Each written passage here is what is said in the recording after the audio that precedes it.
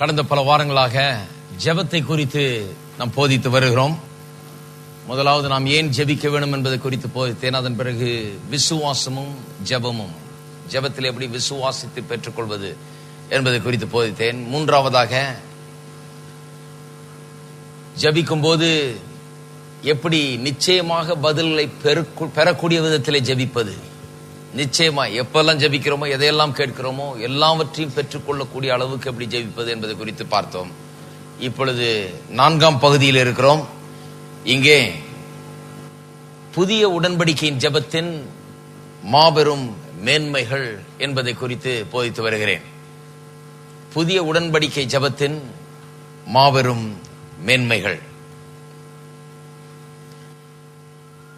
கடந்த சில வாரங்களாக இதன் முதலாவது மேன்மை, புதிய உடன்படிக்கை ஜெபத்தின் முதலாவது மேன்மை என்ன என்பதை குறித்து போதித்தேன். அது இயேசுவின் நாமம். இன்றைக்கு புதிய உடன்படிக்கையின் ஜெபத்திலே முக்கிய அம்சம் ஒன்று இருக்குமானால் அது இயேசுவின் நாமம். அந்த நாமத்திலே நாம் கேட்க வேண்டும். அந்த நாமத்திலே நாம் கேட்கும் போது நாம் எதை கேட்கிறோமோ அதையெல்லாம் பெற்றுக்கொள்கிறோம் என்று வேதவசனம் சொல்லுகிறது. இயேசுவின் நாமத்திற்கு புதிய உடன்படிக்கை உண்டான பிறகு ஒரு பெரிய அந்தஸ்து, மரியாதை வானத்திலும் பூமியிலும் பூமிக்கு கீழானோர் மத்தியிலும் கொடுக்கப்பட்டிருக்கிறது என்பதை பார்த்தோம். ஆகவே அந்த நாமத்தை பயன்படுத்த வேண்டும். அன்றாட வாழ்க்கையில இயேசுவின் நாமத்தை நாம் பயன்படுத்த வேண்டும். இயேசுவின் நாமத்துல தான் எல்லாவற்றையும் செய்ய வேண்டும். குறிப்பாக ஜெபத்திலே அதனுடைய வல்லமையே இயேசுவின் நாமத்திலே இருக்கிறது என்பதை குறித்து போதித்தேன்.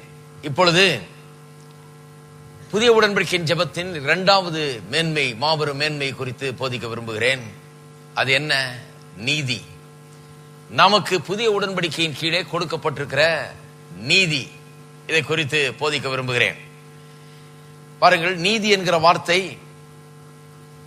நாம் தேவனுக்கு முன்பாக எப்படி நிற்கிறோம், என்னவாய் இருக்கிறோம் என்பதை விவரிக்கிற ஒரு வார்த்தை, அற்புதமான ஒரு வார்த்தை. வாசிப்போம். 2 கொரிந்தியர் 5ஆம் அதிகாரம் 21ஆம் வசனம். 2 கொரிந்தியர் 5:21. நாம் அவருக்குள் தேவனுடைய நீதி ஆகும்படிக்கு பாவம் அறியாத அவரை நமக்காக பாவமாக்கினார். நீதியை குறித்து சில காரியங்கள்லாம் போதித்திருக்கிறேன். இதுவும் மற்ற எல்லா காரியத்தை போலதான். போதிக்க இன்னும் நிறைய இருக்கு போதிக்கிறதுக்கு. முடிஞ்சிருச்சுன்னு நினைக்கிறோம், ஆனால் இன்னும் ஏராளமாக இருக்கிறது. நாம் அவருக்குள் தேவனுடைய நீதியாகும்படிக்கு பாவம் அறியாத அவரை நமக்காக பாவமாக்கினார். நாம் அவருக்குள் தேவனுடைய நீதி ஆகும்படிக்கு, அதாவது இயேசுவை சிலுவையில் அறைந்ததுக்கு நோக்கமே என்னவாம்? அவரை பாவமாக்கினதின் நோக்கமே என்ன? நாம் நீதியை பெற வேண்டும், நீதிமான்களாக மாற வேண்டும், தேவனுடைய நீதி நமக்கு கொடுக்கப்பட வேண்டும், நாம் தேவனுடைய நீதி ஆகும்படிக்கு என்று இங்கே சொல்லப்பட்டிருக்கிறது. அப்ப நம்முடைய நிலையை மாற்றும்படியாக தான் இயேசு சிலுவையில் மரித்தார். நாம் தேவன் முன்பாக எப்படி நிற்கிறோம் என்கிறதை மாற்றி அமைக்கும்படியாக, தகுதியற்றவர்களாக, பாவிகளாக, தேவனுக்கு விரோதிகளாக, அக்கிரமக்காரர்களாக, மீறுதல்களை செய்தவர்களாக, கண்டனத்துக்குரியவர்களாக நின்ற நாம் மாற்றப்பட வேண்டும், தேவனுக்கு முன்பாக நீதியாக எண்ணப்பட வேண்டும் என்கிற நோக்கத்துக்காக தான் மரித்தார். அவர் மரித்த நோக்கம் நிச்சயமாய் நிறைவேறி இருக்கிறது. அவர் மரித்து உயிரோடு எழுந்தார். அதன் மூலமாக நாம் நீதிமான்கள் ஆக்கப்பட்டிருக்கிறோம் என்று வேதவசனம் திட்டவட்டமாய் போதிக்கிறது. நாம் இன்றைக்கு நாம் எப்படி நிற்கிறோம், அவர் மரித்து உயிர்த்தெழுந்த பிறகு நம்முடைய நிலை எவ்வாறு மாறி இருக்கிறது என்பதை நாம் புரிந்து கொள்ளவில்லை என்றால் ஜெபத்திலே நாம் அடைய வேண்டிய அளவுக்கு வெற்றியை நாம் அடைய முடியாது. ஏதோ ஜெபிக்கலாம், ஏதோ சில காரியங்கள்ல நாம் நன்றாக இருக்கலாம், ஆனால் அடைய வேண்டிய அளவுக்கு வெற்றியை நம்முடைய வாழ்க்கையில அடைவது கஷ்டம். இந்த ஒரு காரியத்தை புரிந்து கொள்ள வேண்டாம். நான் எப்படி இருக்கிறேன் இன்றைக்கு, தேவன் என்னை எப்படி காண்கிறார், என்னை எப்படி பார்க்கிறார், என்னை பற்றி தேவன் என்ன நினைக்கிறார், எனக்கு தேவனுக்கு முன்பாக என்ன தகுதி இருக்கிறது, நான் எப்படி தேவனிடத்திலிருந்து கேட்டு பெற்றுக்கொள்ள முடியும் என்பதை குறித்ததுதான் இந்த நீதி. நீதி என்கிறது நான் இன்றைக்கு தேவன் முன்பாக எப்படி இருக்கிறேன் என்கிறதை குறித்தது. இந்த நீதியை குறித்து அறிந்து கொண்டால் எனக்குள்ளே ஒரு பெரிய தைரியம் உண்டாகிறது கேட்கிறதுக்கு. நான் கேட்டால் கிடைக்கும். ஏனென்றால் என்னுடைய நிலைமையே வேற, என்னுடைய பொசிஷன் இன்றைக்கு வேறு விதமாக மாற்றி அமைக்கப்பட்டிருக்கிறது புதிய உடன்படிக்கையின் கீழ். ஆகவே நான் கேட்டால் எனக்கு கிடைக்கும் என்கிற ஒரு பெரிய ஆழமான ஒரு நம்பிக்கை நமக்குள்ளே உண்டாகிறது. புதிய உடன்படிக்கையில நம்முடைய பொசிஷன், நம்முடைய நிலைமை மாற்றப்பட்டிருக்கிறது. புதிய உடன்படிக்கைக்கும் பழைய உடன்படிக்கைக்கும் பெரிய வித்தியாசம் இருக்கிறது. பழைய உடன்படிக்கையின் கீழே ஆடு மாடுகளின் ரத்தம் தான் சிந்தப்பட்டது. அந்த ரத்தம் நம்முடைய பாவங்களை கழுவுறது கிடையாது. புதிய உடன்படிக்கையிலே கர்த்தராகி இயேசு கிறிஸ்துவின் ரத்தமே நமக்காக சிந்தப்பட்டிருக்கிறது. அது நிச்சயமாய் நம்முடைய பாவங்களை நம்மை கழுவுகிறது. பழைய உடன்படிக்கையின் கீழே நாம் புது சிருஷ்டி ஆகிறது கிடையாது. இருந்த வண்ணமா தான் இருக்கிறோம். ஆனால் நம்முடைய பாவங்களை மூடி அதை பார்க்காத வண்ணம் அது மூடப்பட்டிருக்கிறது. அவ்வளவுதான் ஒழிய தேவன் அதை பார்க்கிறது இல்லை, மூடி வைக்கப்பட்டிருக்கிறது. அவ்வளவுதான் பழைய ஏற்பாட்டில். புதிய ஏற்பாட்டிலே நாம் புது சிருஷ்டிகளானோம் என்று எழுதியிருக்கிறது. ஒரு கிறிஸ்துவுக்குள்ள இருந்தால் புது சிருஷ்டி என்று. பழைய உடன்படிக்கையின் கீழே எல்லா தேவ மக்களும் அவருடைய ஊழியர்களாக எண்ணப்பட்டார்கள். பழைய ஏற்பாட்டில் அதே நேரத்தில் ஊழியர் சொல்லும் போது வெறும் மோசே ஆரோன் இப்படிப்பட்ட ஊழியர்கள் அல்ல, ஊழியம் செய்கிறவர்கள் என்று சொல்லும் போது பழைய ஏற்பாட்டு காலத்தில் அது தேவனுடைய மக்களை, இஸ்ரவேல் ஜனங்களை குறிக்கிறது. அவர்கள் யாருக்கு ஊழியம் செய்கிறார்கள் என்று சொல்லும் போது அவர்கள் கர்த்தரை சேவிக்கிறார்களா, யாரை சேவிக்கிறார்கள் என்பதை பற்றி தான் அங்கே பேச்சே. அப்ப சர்வன்ஸ், ஊழியக்காரர்கள் அல்லது சர்வன்ஸ் என்கிற விதத்திலே தான் அங்கே சொல்லப்பட்டிருக்கிறது. புதிய உடன்படிக்கை கீழே நாம் குமாரர்களும் குமாரத்திகளுமாய் இருக்கிறோம் என்று சொல்லப்பட்டிருக்கிறது. பழைய உடன்படிக்கையிலே நியாயப்பிரமாணத்துக்கு கீழாக இருந்தோம். நியாயப்பிரமாணம் கண்டனம் பண்ணினது, குறை உள்ளவர்கள் நாம் என்பதை எடுத்து காட்டினது. புதிய உடன்படிக்கையிலே கிருபைக்குள்ளாக இருக்கிறோம். தேவனுடைய கிருபை நமக்கு போதுமானதாக இருக்கிறது. ஆகவே பழைய உடன்படிக்கையின் கீழே ஒரு லிமிட்டட் ரைச்சஸ்னஸ், அதாவது ஒரு வரம்புக்குட்பட்ட ஒரு நீதி தான் கொடுக்கப்பட்டிருந்தது. மனுஷன் தேவன் முன்பாக வந்தான், நின்றான், கேட்டான், பெற்றுக்கொண்டான். ஆனால் அதற்கெல்லாம் ஒரு எல்லை உண்டு, ஒரு வரம்பு உண்டு. ஆனால் புதிய ஏற்பாட்டு காலத்திலே அல்லது புதிய உடன்படிக்கையின் கீழே லிமிட்லெஸ் ரைச்சஸ்னஸ், எந்த வரம்புக்குட்படாத அளவுக்கு நாம் தேவனுடைய பிரசன்னத்திலே வந்து எதையெல்லாம் கேட்கிறோமோ அதையெல்லாம் பெற்றுக்கொள்ளக்கூடிய அளவுக்கு நமக்கு அன்லிமிட்டெட் ரைச்சஸ்னஸ் கொடுக்கப்பட்டிருக்கிறது. வரம்புக்கு உட்படாத நீதி கொடுக்கப்பட்டிருக்கிறது என்பது வேதவசனத்தின் போதனை. ஆனால் என்ன பிரச்சனை என்று சொன்னால், சபையானது விசுவாசிகள் இன்றைக்கு தேவன் முன்பாக எப்படி இருக்கிறார்கள், என்னவா இருக்கிறார்கள் என்பதை போதிப்பதிலே தவறிவிட்டது. இதுதான் பெரிய குறை இன்றைக்கு சபையில் இருக்கும். என்றால் சபையானது இன்றைக்கு புதிய உடன்படிக்கை விசுவாசியை எப்படி தேவன் முன்பாக நிறுத்துகிறது? கல்வாரி சிலுவை என்ன செய்தது? கல்வாரி சிலுவையில் இயேசு மரித்து உயிரோடு எழுந்த பிறகு இன்றைக்கு விசுவாசியின் நிலைமை என்ன, அவன் எப்படி தேவன் முன்பாக நிற்கிறான் என்பதை குறித்து போதிக்கிறது இல்லை. அதை ரொம்ப குறைவா தான் போதிக்கிறார்கள். சில நேரத்தில் போதிப்பதே கிடையாது. விசுவாசிகள் பாவிகள் என்று போதிக்கிறார்கள், அவர்கள் புது சிருஷ்டி என்று போதிப்பதே கிடையாது. நீ பாவி, உன்னை பாரு, உன் இருதயத்தை பாரு, உன் உள்ளத்தை பாரு, உன் வாழ்க்கையை பாரு, இதை பாரு, அதை பாருன்னு போதிக்கிறார்கள் ஒழிய நீங்கள் கிறிஸ்துவுக்குள்ள புது சிருஷ்டியா இருக்கிறீர்கள் என்று போதிப்பதே கிடையாது. நாம் கடவுளுக்கு வேலைக்காரர்கள் போல இருக்கிறோம் என்பதை அதிகமா போதிக்கிறார்கள். குமாரர் குமாரத்திகள் என்கிறது அதிகமா போதிப்பது கிடையாது. இப்படி நாம் இன்றைக்கு என்ன நிலையில இருக்கிறோம் என்கிறதை போதிக்காதனாலே என்ன ஆகிவிட்டது, இன்றைக்கு விசுவாசிகளுடைய மனதிலே எனக்கு நீதி தேவை, தகுதி தேவை, தேவன் முன்பாக நான் சரியான விதத்தில் நிற்க முடியாமல் இருக்கிறேன், தகுதியற்றவனாய் இருக்கிறேன் என்கிற எண்ணம் தான் பெருசா இருக்குது. இன்றைக்கு நிறைய விசுவாசிகளை பாருங்க, இன்றைக்கு ஏன் அவர்களால் வெற்றிகரமா ஜெபிக்க முடியலன்னா, கடவுள் என்னை ஏற்றுக்கொள்வாரா, கடவுளுக்கு நான் பிரியமா இருக்கிறேனா, கடவுள் என் ஜெபத்தை கேட்பாரா, கடவுள் எனக்கு செய்வாரா, நான் தகுதியற்றவனாயிற்றே, எனக்கு நீதி இன்னும் அதிகம் தேவை, நான் நீதிமான் ஆக வேணும் என்கிற உணர்வு தான் இருக்குது ஒழிய நான் நீதிமானாக ஆகிவிட்டேன் என்கிற உணர்வு கிடையாது. தாங்கள் பலவீனர்கள் என்கிற உணர்வு அதிகமா இருக்கிறது ஒழிய எங்களால் எல்லாம் செய்ய முடியும் என்கிற உணர்வு கிடையாது. எங்களால இது முடியாது, அது இயலாது என்று சொல்லுகிறவர்கள் தான் கிறிஸ்தவர்கள்.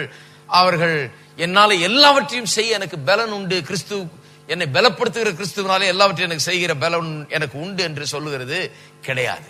ஏன் சொன்னா, சபையினுடைய போதனைகள் பெரும்பாலும் விசுவாசியை போய் நீ பாவி பாவி பாவி அப்படின்னு சொல்லி அவனுடைய பாவத்தை கண்டனம் பண்ணுகிற போதனைகளாவே தான் இருக்குது. முக்காவாசி சபையில அவனுடைய பாவத்தை குறித்து, அவனுடைய குறைகளை குறித்து அவனுக்கு நினைவுபடுத்தி அதை கண்டித்து போதிக்கிற போதனைகளாகவே தான் இருக்கிறது ஒழிய நீதியை கொடுத்து அடித்து சொல்லுகிற போதனைகள் அவ்வளவு கிடையாது. ஆகவேதான் இன்றைக்கு ஜெபத்திலே வெற்றிகரமாய் ஜெபிக்க முடியவில்லை, ஒரு பெரிய தைரியத்தோடு வந்து தேவன் முன்பாக நிற்க முடியவில்லை. நீதியை குறித்த உணர்வு அதிகமாகும் போது தான் தேவன் முன்பாக தைரியமா வந்து நிற்க முடியும். நான் என்னவா இருக்கிறேன், எனக்குரிய தகுதி என்ன, நான் எப்படிப்பட்டவனாக தேவன் முன்பாக இருக்கிறேன் என்பதை உணரும் போதுதான் வந்து முன்னால ஒரு தைரியத்தோடு நின்று கேட்டுக்கொள்ள முடியும். பாருங்க, விசுவாசிக்கும் அவிசுவாசிக்கும் உள்ள வித்தியாசத்தை உணராமல் அநேக நேரங்களில் விசுவாசியை பார்த்து அவிசுவாசிட்ட பிரசங்கம் பண்ற மாதிரி பிரசங்கம் பண்றது. நீ தேவனிடத்தில் தகுதியற்றவன், கர்த்தர் உன் ஜெபத்தை எல்லாம் கேட்பாரா, கர்த்தர் உனக்கெல்லாம் செய்வாரா, கர்த்தர் உனக்கெல்லாம் இதெல்லாம் நடக்குமா அப்படிங்கறத அதிகமா சொல்றாங்களோ ஒழிய கர்த்தர் உனக்கு எல்லாம் செய்வார்ங்கிறத அதிகமா போதிக்கிறது கிடையாது. அவிசுவாசம் உனக்கு குறைவு, நீ உலகத்தார போல இருக்கிற, இப்படிதான் அதிக போதனைகள் எல்லாம் இப்படித்தான் இருக்கிறது ஒழிய புதிய ஏற்பாட்டு போதனையில போல இல்ல. புதிய ஏற்பாட்டில் எடுத்து பார்த்தீங்கன்னா, நான் அன்றைக்கு சொன்னது போல கிறிஸ்துவுக்குள் அவருக்குள் நாம் என்னவா இருக்கிறோம் என்பதை பற்றி தான் பெரும்பாலுமான போதனைகள். கிறிஸ்து புதிய ஏற்பாட்டு நிருபங்களை எடுத்து பார்த்தீர்கள் என்றால், அது மட்டுமல்லாமல் எல்லாம் நல்லதுமே நாளைக்கு நடக்க போகுது, பரலோகம் போனாதான் நடக்க போகிறது என்கிற ரீதியில பேசிடுறாங்க. பாருங்க, எனக்கு இளைப்பாறுதல் எப்ப வருது, ஓய்வு எப்ப வருது, பரலோகம் போன பிறகுதான் ஓய்வு. இங்க பாடுதான், இங்க பாடு பாடு பாடு பாடுதான். இன்னைக்கு காலையில கூட டிவி ஆன் பண்ண உடனே ஒருத்தர் பாடுதான் பிரசங்கம் பண்ணிட்டு இருக்காரு. காலங்காத்தால் படுத்துற பாடு பெரிய பாடா இருக்குது. கொஞ்சம் அப்படி ஆரம்பிச்சு சரி காலையில ஏதாவது பாட்டு கேட்டு நல்லா வரும், கொஞ்சம் போடலாமே, கிளம்புற நேரத்துல ஏதாவது ஒரு கத்திர துதிக்கிற துதியை கேட்கலாமே, கொஞ்ச நேரம் அப்படி ஆன் பண்ண. ஞாயிற்றுக்கிழமை போடவே மாட்டேன் நான் என்னைக்கும். கொஞ்சம் போட்டு ஏதாவது ஒரு பாட்டையாவது ஒரு இனிமையா கேட்கலாமே, கத்திர துதிக்கலாமே போட்டா பாடுகள் நிறைய உண்டுன்னு சொல்லிட்டு இருக்காரு ஒருத்தர். பாருங்க, எப்பதான் ரெஸ்ட் உண்டு பிரதர்னு அவரை கேட்டீங்கன்னா அவர் சொல்லுவாரு, சாகணும், நீ செத்த பிறகு பரலோகம் போன பிறகு உனக்கு ரெஸ்ட் உண்டு. இதுதான் கிறிஸ்தவ செய்தி ஆகி போச்சு. அப்ப வந்து உலகத்துல வாழ்க்கைன்னு சொன்னாலே கர்த்தரை நம்பி என்ன பிரயோஜனம், பாடுகள் தான், பாடுபட்டுக்கிட்டே கிடைக்க வேண்டியதுதான், செத்த பிறகுதான் நமக்கு எல்லாத்துல இருந்து விமோச்சனம் உண்டு. அப்ப என்ன ஆயிடுச்சுன்னா, இயேசு சிலுவையில எனக்கு இப்படி செய்தபடினாலே எல்லாம் எனக்கு மாறி இருக்கின்றதுக்கு பதிலாக நான் செத்தாதான் எல்லாம் மாறுன்ற அளவுக்கு பிரசங்கமே ஆயிப்போச்சு. இன்னைக்கு இருக்கீங்களா? இயேசுவின் சிலுவை மரணத்தையும் அதன் உயிர்த்தெழுதலையும் இந்த புதிய உடன்படிக்கையும் அதன் மேன்மையும் அதில் உண்டான மாற்றங்களையும் போதிக்கிறதுக்கு பதிலாக நான் செத்த பிறகு என்னுடைய சாவினால என்ன மாற்றம் எல்லாம் உண்டாகும், நான் செத்த பிறகு எனக்கு புது சரீரம் வரும், நான் செத்த பிறகு நான் பரலோகம் போவேன், நான் செத்த பிறகு எனக்கு அது கிடைக்கும் இது கிடைக்கும்னு நான் செத்ததுனால என்ன வரும்ன்றத போதிக்கிறாங்களுடைய இயேசு செத்ததுனால என்ன வரும்னு சொல்றதே கிடையாது. ஆனா வேதத்துல இயேசு செத்ததுனால என்ன உண்டா இருக்கிறது என்பதுதான் வேத வசனத்தின் போதனைகள். ஹலோ, நான் செத்தா எனக்கு எல்லாம் நல்லது நடக்கும்னு சொன்னா அப்ப ஏசியன் வந்து சாகணும், ஏசியன் கல்வாரி சிலுவையில் அடிபட்டு நொறுக்கப்பட்டு நிந்திக்கப்பட்டு ரத்தம் சிந்தி பாடுபட்டு எனக்காக உங்களுக்காக ஏன் மரிக்க வேண்டும்? கிறிஸ்தவ போதனையின் சாராம்சமே அவன் ஏன் மரித்தார், அவர் மரித்ததனால் நாம் இன்றைக்கு என்னவா இருக்கிறோம், அதுதான் கிறிஸ்தவ போதனையுடைய சாராம்சமே. நான் மரிச்ச பிறகு எனக்கு என்ன வரும் இல்ல, அவர் மரிச்ச பிறகு நான் என்னவாக மாறி இருக்கிறேன். இருக்கீங்களா? அப்ப நான் மரிச்ச பிறகு எனக்கு நல்லது நடக்க போகுது இல்ல, நான் மரிக்கிறதுனால நல்லது நடக்கும்னா என்ன ஒரு இது பாருங்க. மரணமே பிசாசினால வந்தது, இந்த பிசாசின் கிரியையினால தான் நல்லது நடக்க போதா? எனக்கு கிடையாது. தேவனுடைய செயல்னால கிறிஸ்துவின் மரணம், சிலுவை மரணம், அங்கே அவர் என்னுடைய மரணத்தை ஏற்றுக்கொண்டு என்னுடைய பாவத்தை சுமந்ததுனால எனக்கு மாறுதல்கள், அவர் மரித்து உயிரோடு எழுந்த பிறகு என்னுடைய நிலையே மாறிடுச்சு. அப்ப எனக்கு இங்கே இளைப்பாறுதல் என்ன சொல்லிடுற, நம்ம பாட்டுங்கள்லாம் பாத்தீங்கன்னா கூட வெற்றி எல்லாம் எப்போ, ஜெயமெல்லாம் எப்போ, அதெல்லாம் பரலோகத்துல தான் வெற்றி, பரலோகத்துல தான் ஜெயம்னு சொல்லிடுறாங்க. கிடையாது, இங்க வெற்றி எனக்கு. நான் என்றைக்கு மேற்கொள்ளுகிறவனா இருக்க போறேன், பரலோகம் போன பிறகு மேற்கொள்ளுகிறவன் இல்லை, இங்கேயே மேற்கொள்ளுகிறவனாய் இருக்கிறேன். இதைத்தான் பாருங்க வேத வசனம் போதிக்கிறது.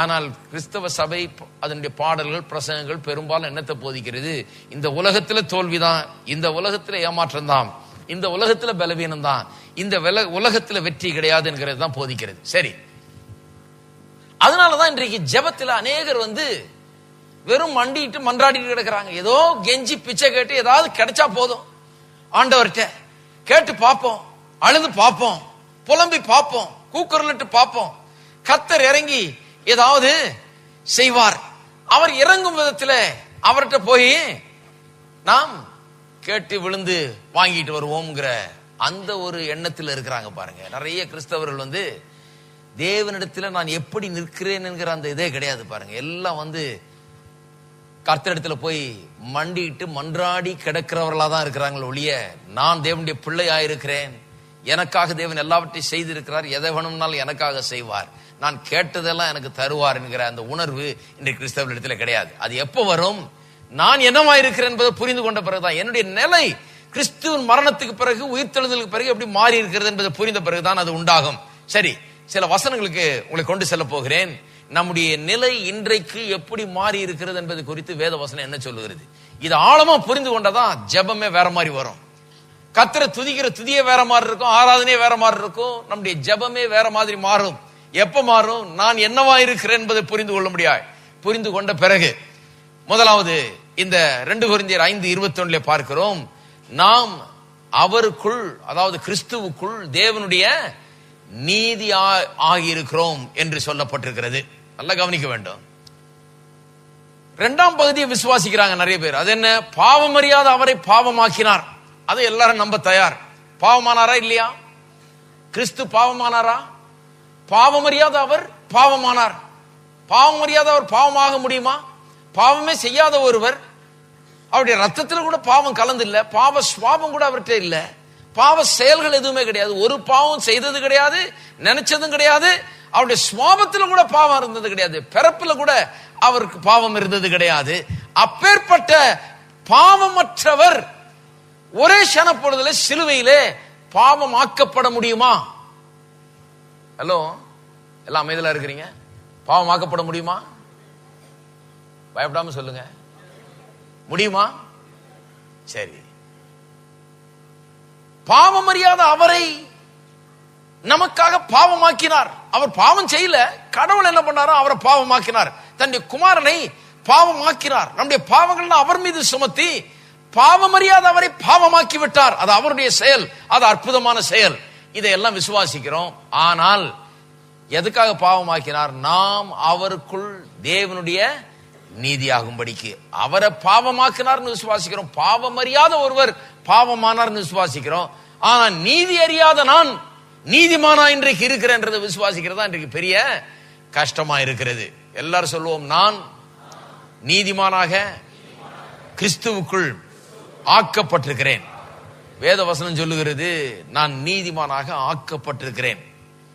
ஒன்று உண்மைனா அடுத்தது உண்மைதான். பாவம் அறியாத அவர் பாவமானார்னு சொன்னா, அப்ப நீதி அறியாத நான் நீதிமானாக இன்றைக்கு இருக்கிறேன் என்பதுதான் உண்மை. எப்ப இருக்கிறேன்?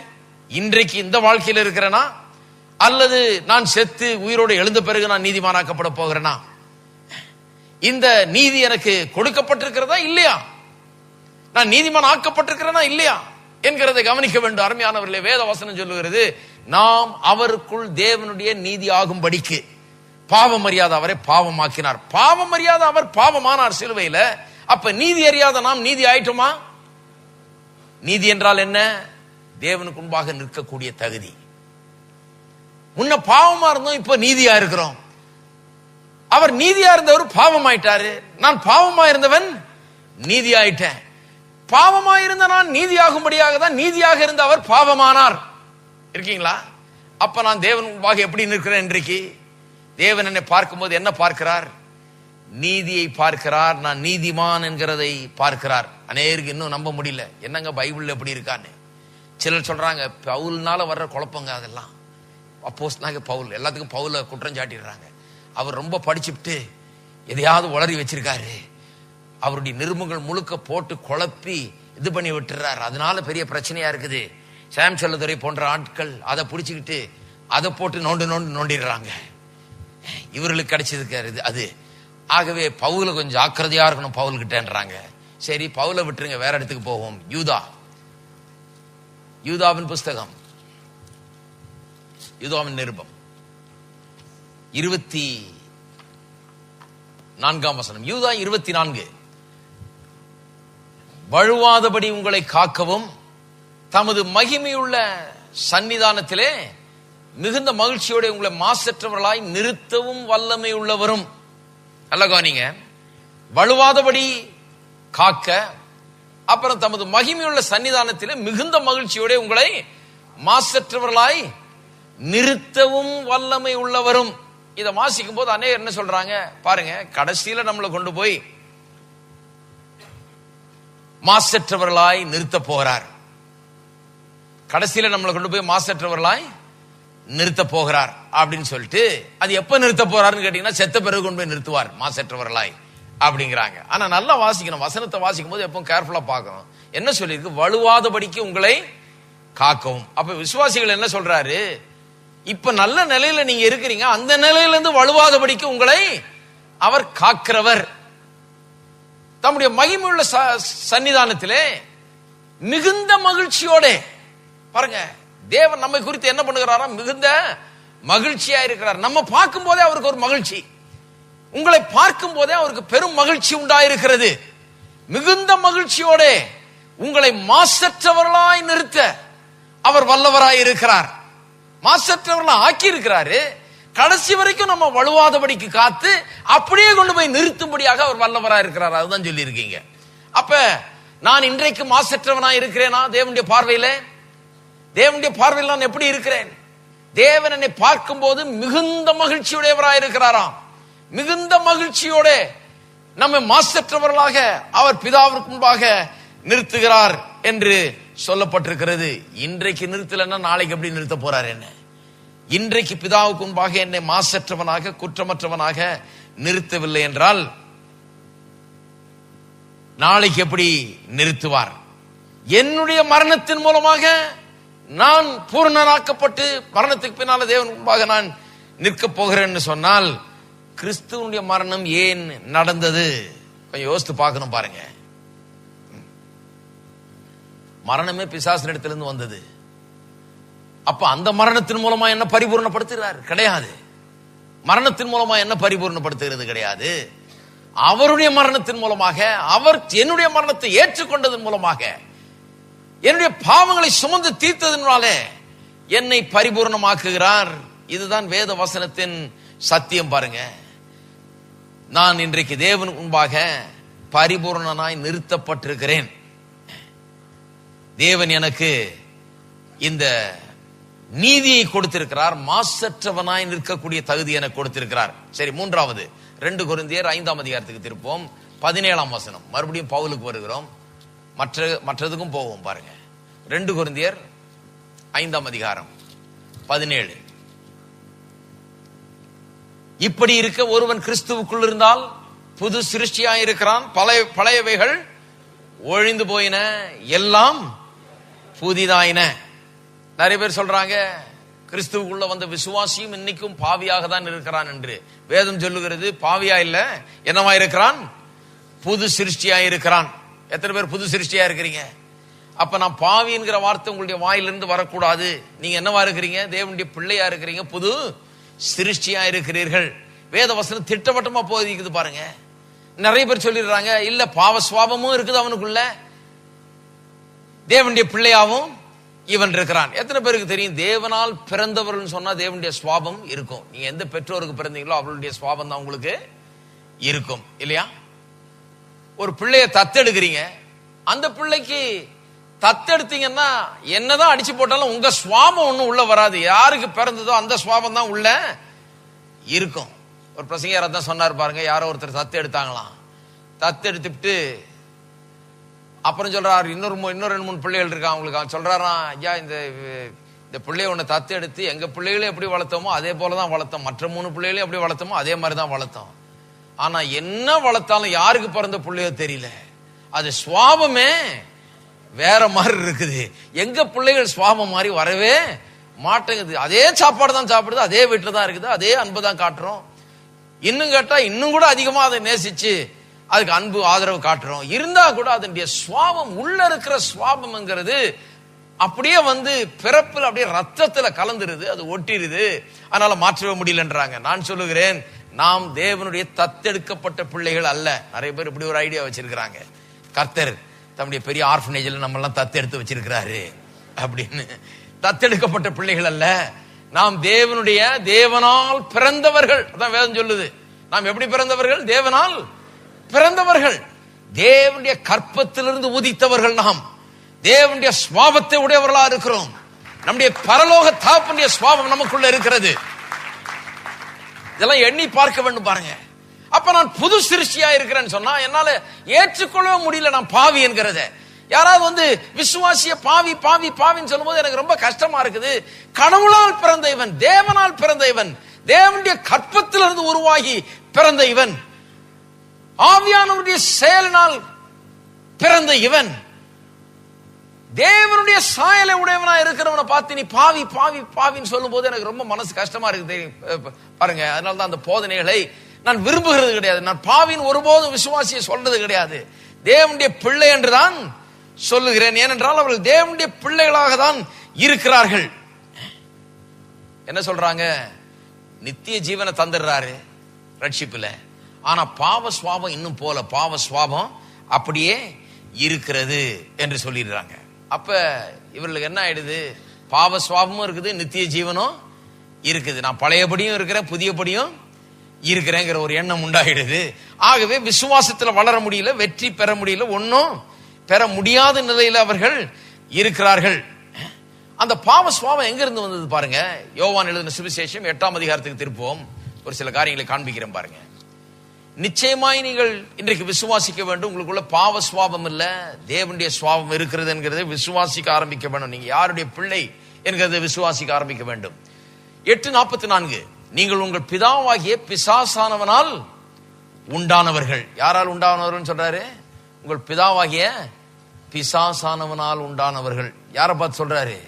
அன்றைக்கு இருந்த அந்த யூத மார்க்கத்தை சேர்ந்த, இவரை எதிர்த்து வந்த அந்த பரிசேயர்களும் யூத மார்க்கத்தாரையும் பார்த்து, இவர்களை எதிர்க்கிறவர்களை பார்த்து சொல்லுகிறார். நல்ல ஞாபகம் வைத்துக் கொள்ள வேண்டும். இயேசு தன்னை எதிர்க்கிறவர்களை பார்த்து சொல்லுகிறார், நீங்கள் உங்கள் பிதாவாகிய பிசாசானவனால் உண்டானவர்கள். உங்கள் பிதாவுடைய இச்சைகளின்படி செய்ய மனதாய் இருக்கிறீர்கள். அவன் ஆதி முதற்கொண்டு மனுஷ கொலைபாதகனாய் இருக்கிறான். சத்தியம் அவனிடத்தில் இல்லாதபடினால் அவன் சத்தியத்தில் நிலைநிற்கவில்லை. அவன் பொய்யினும் பொய்க்கு பிதாவுமாய் இருக்கிறபடினால் அவன் பொய் பேசும்போது தன் சொந்தத்தில் எடுத்து பேசுகிறான். நான் உங்களுக்கு சத்தியத்தை சொல்லுகிறபடினாலே நீங்கள் என்னை விசுவாசிக்கிறது இல்லை. பாருங்க, இவர் சத்தியத்தை சொல்லிட்டு இருக்கிறார், ஆனா சத்தியத்தை ஏற்றுக்கொள்ளவில்லை. ஏனென்றால் அவர்கள் பொய்க்கு பிதாவினுடைய பிள்ளைகளா இருக்கிறாங்க. பொய்யை விசுவாசிக்கிறவர்கள், பொய்யை நம்புகிறவர்கள், பொய்யில ஊறி கிடக்கிறவர்கள். பாருங்க, இயேசு சொல்றாரு, நீங்கள் உங்கள் பிதாவாகிய பிசாசினால் உண்டானவர்கள். அப்படின்னா அவனுடைய சுவாபத்தை உடையவர்கள். ஆதாம் பாவத்தில் விழுந்த போது என்ன ஆனது என்று சொன்னால், தன்னுடைய சுவாபத்தையே ஆதாமுக்குள்ள அவன் வைத்து விட்டான். ஆதாமுடைய சுவாபத்தில் ஒரு மாற்றம் ஏற்பட்டது. பிசாசுடைய சுவாபம் அவனுடைய சுவாபம் ஆகிவிட்டது. அதன் பிறகு அவனுக்கு பிறந்த பிள்ளைகள் மனுக்குலம் அனைத்துமே இந்த பாவ சுவாபத்தினால் நிறைந்தவர்களாய், பிசாசினுடைய சுவாபத்தினால் நிறைந்தவர்களாக பிறந்திருக்கிறார்கள் இந்த உலகத்திலே என்று வேதவசனம் சொல்லுகிறது. திட்டவட்டமா அதை போதிக்கிறது. நல்லா கவனிக்க வேண்டும். அதற்கு பிறந்தவர்கள் எல்லாரும், அதன் பிறகு பிறந்தவர்கள் எல்லாரும் இந்த பிசாசினுடைய சுவாபத்தினால் பிறந்திருக்கிறார்கள். திட்டவட்டமா வேதம் சொல்லுது பாருங்க. எல்லாருமே பிசாசினுடைய சுவாபத்தில் பிறந்திருக்கிறார்கள். அப்ப மறுபிறப்பு என்றால் என்ன? இந்த பிசாசின் சுவாபத்தோடு பிறந்து இந்த உலகத்தில் வந்து வாழ்ந்துட்டு இருக்கிறவர்களுக்கு அவர்களை எடுத்து ஒரு புதிய விதத்தில் அவர்களை பிறக்க செய்கிறார். புதிய சுவாபத்தை அவர்கள் கொடுக்கிறார். தேவனுடைய சுவாபத்தை அவர்கள் பெற்றுக் கொள்ளுகிறார்கள். சாத்தானுடைய சுவாபம் நீங்கி தேவனுடைய சுவாபம் அவர்களுக்கு உண்டாகிறது. சுவாபத்திலே அவர்கள் தேவனை போல இருக்கிறார்கள். இருக்கீங்களா? அப்ப நீங்களும் நானும் சுவாபத்தில் என்னவா இருக்கிறோம்? தேவனை போல இருக்கிறோம். சிலர் கேட்கிறாங்க, அப்புறம் எப்படியா இப்படி இருக்கிறோம்? அது எப்படி இப்படி இருக்கிறீங்கன்னா, கோயிலுக்கு போறப்ப அப்பப்ப பாவி பாவி பாவின்னு சொல்லி இப்படி இருக்கிறீங்க, அதை நம்பி இருக்கிறீங்க. கோயிலுக்கு போறப்ப என்ன சொல்ற? நீ பாவி பாவி பாவி, நீ குறை உள்ளவன், நீ ஒண்ணுத்துக்கு உதவாதவன், நீ தூசி குப்பை, நீ புழு, உன்னையெல்லாம் கர்த்தர் உன் ஜெபத்தை எல்லாம் கேட்பாராக்கும், உனக்கு செய்வாராக்கும். அப்படியே சொல்லி சொல்லி சொல்லி இருக்கிற தைரியம் எல்லாம் போய் ஒரு தைரியமற்றவர்களாக, தாங்கள் என்ன என்று அறியாதவர்களாக இன்றைக்கு மக்கள் இருக்கிறார்கள். பாருங்க, 1 யோவான் திருப்பவும் 1 யோவான் 3ஆம் அதிகாரம். யோவான் சொல்லுகிறார் 10ஆம் வசனத்திலே, இதனாலே தேவனுடைய பிள்ளைகள் இன்னார் என்றும் பிசாசின் பிள்ளைகள் இன்னார் என்றும் வெளிப்படும். நீதியை செய்யாமலும் தன் சகோதரன் அன்பு கூறாமல் இருக்கிற எவனும் தேவனால் உண்டானவன் அல்ல. பிசாசின் பிள்ளைகள் யாருன்னு தேவனுடைய பிள்ளைகள் யாருன்னு கிளீனா தெரியும்ன்றார். எப்படி தெரிந்து கொள்ளலாமா? நீதியை வைத்து தெரிந்து கொள்ளலாம். அவன் எப்படிப்பட்டவனா இருக்கிறான் என்பதை வைத்து தெரிந்து கொள்ளலாம்.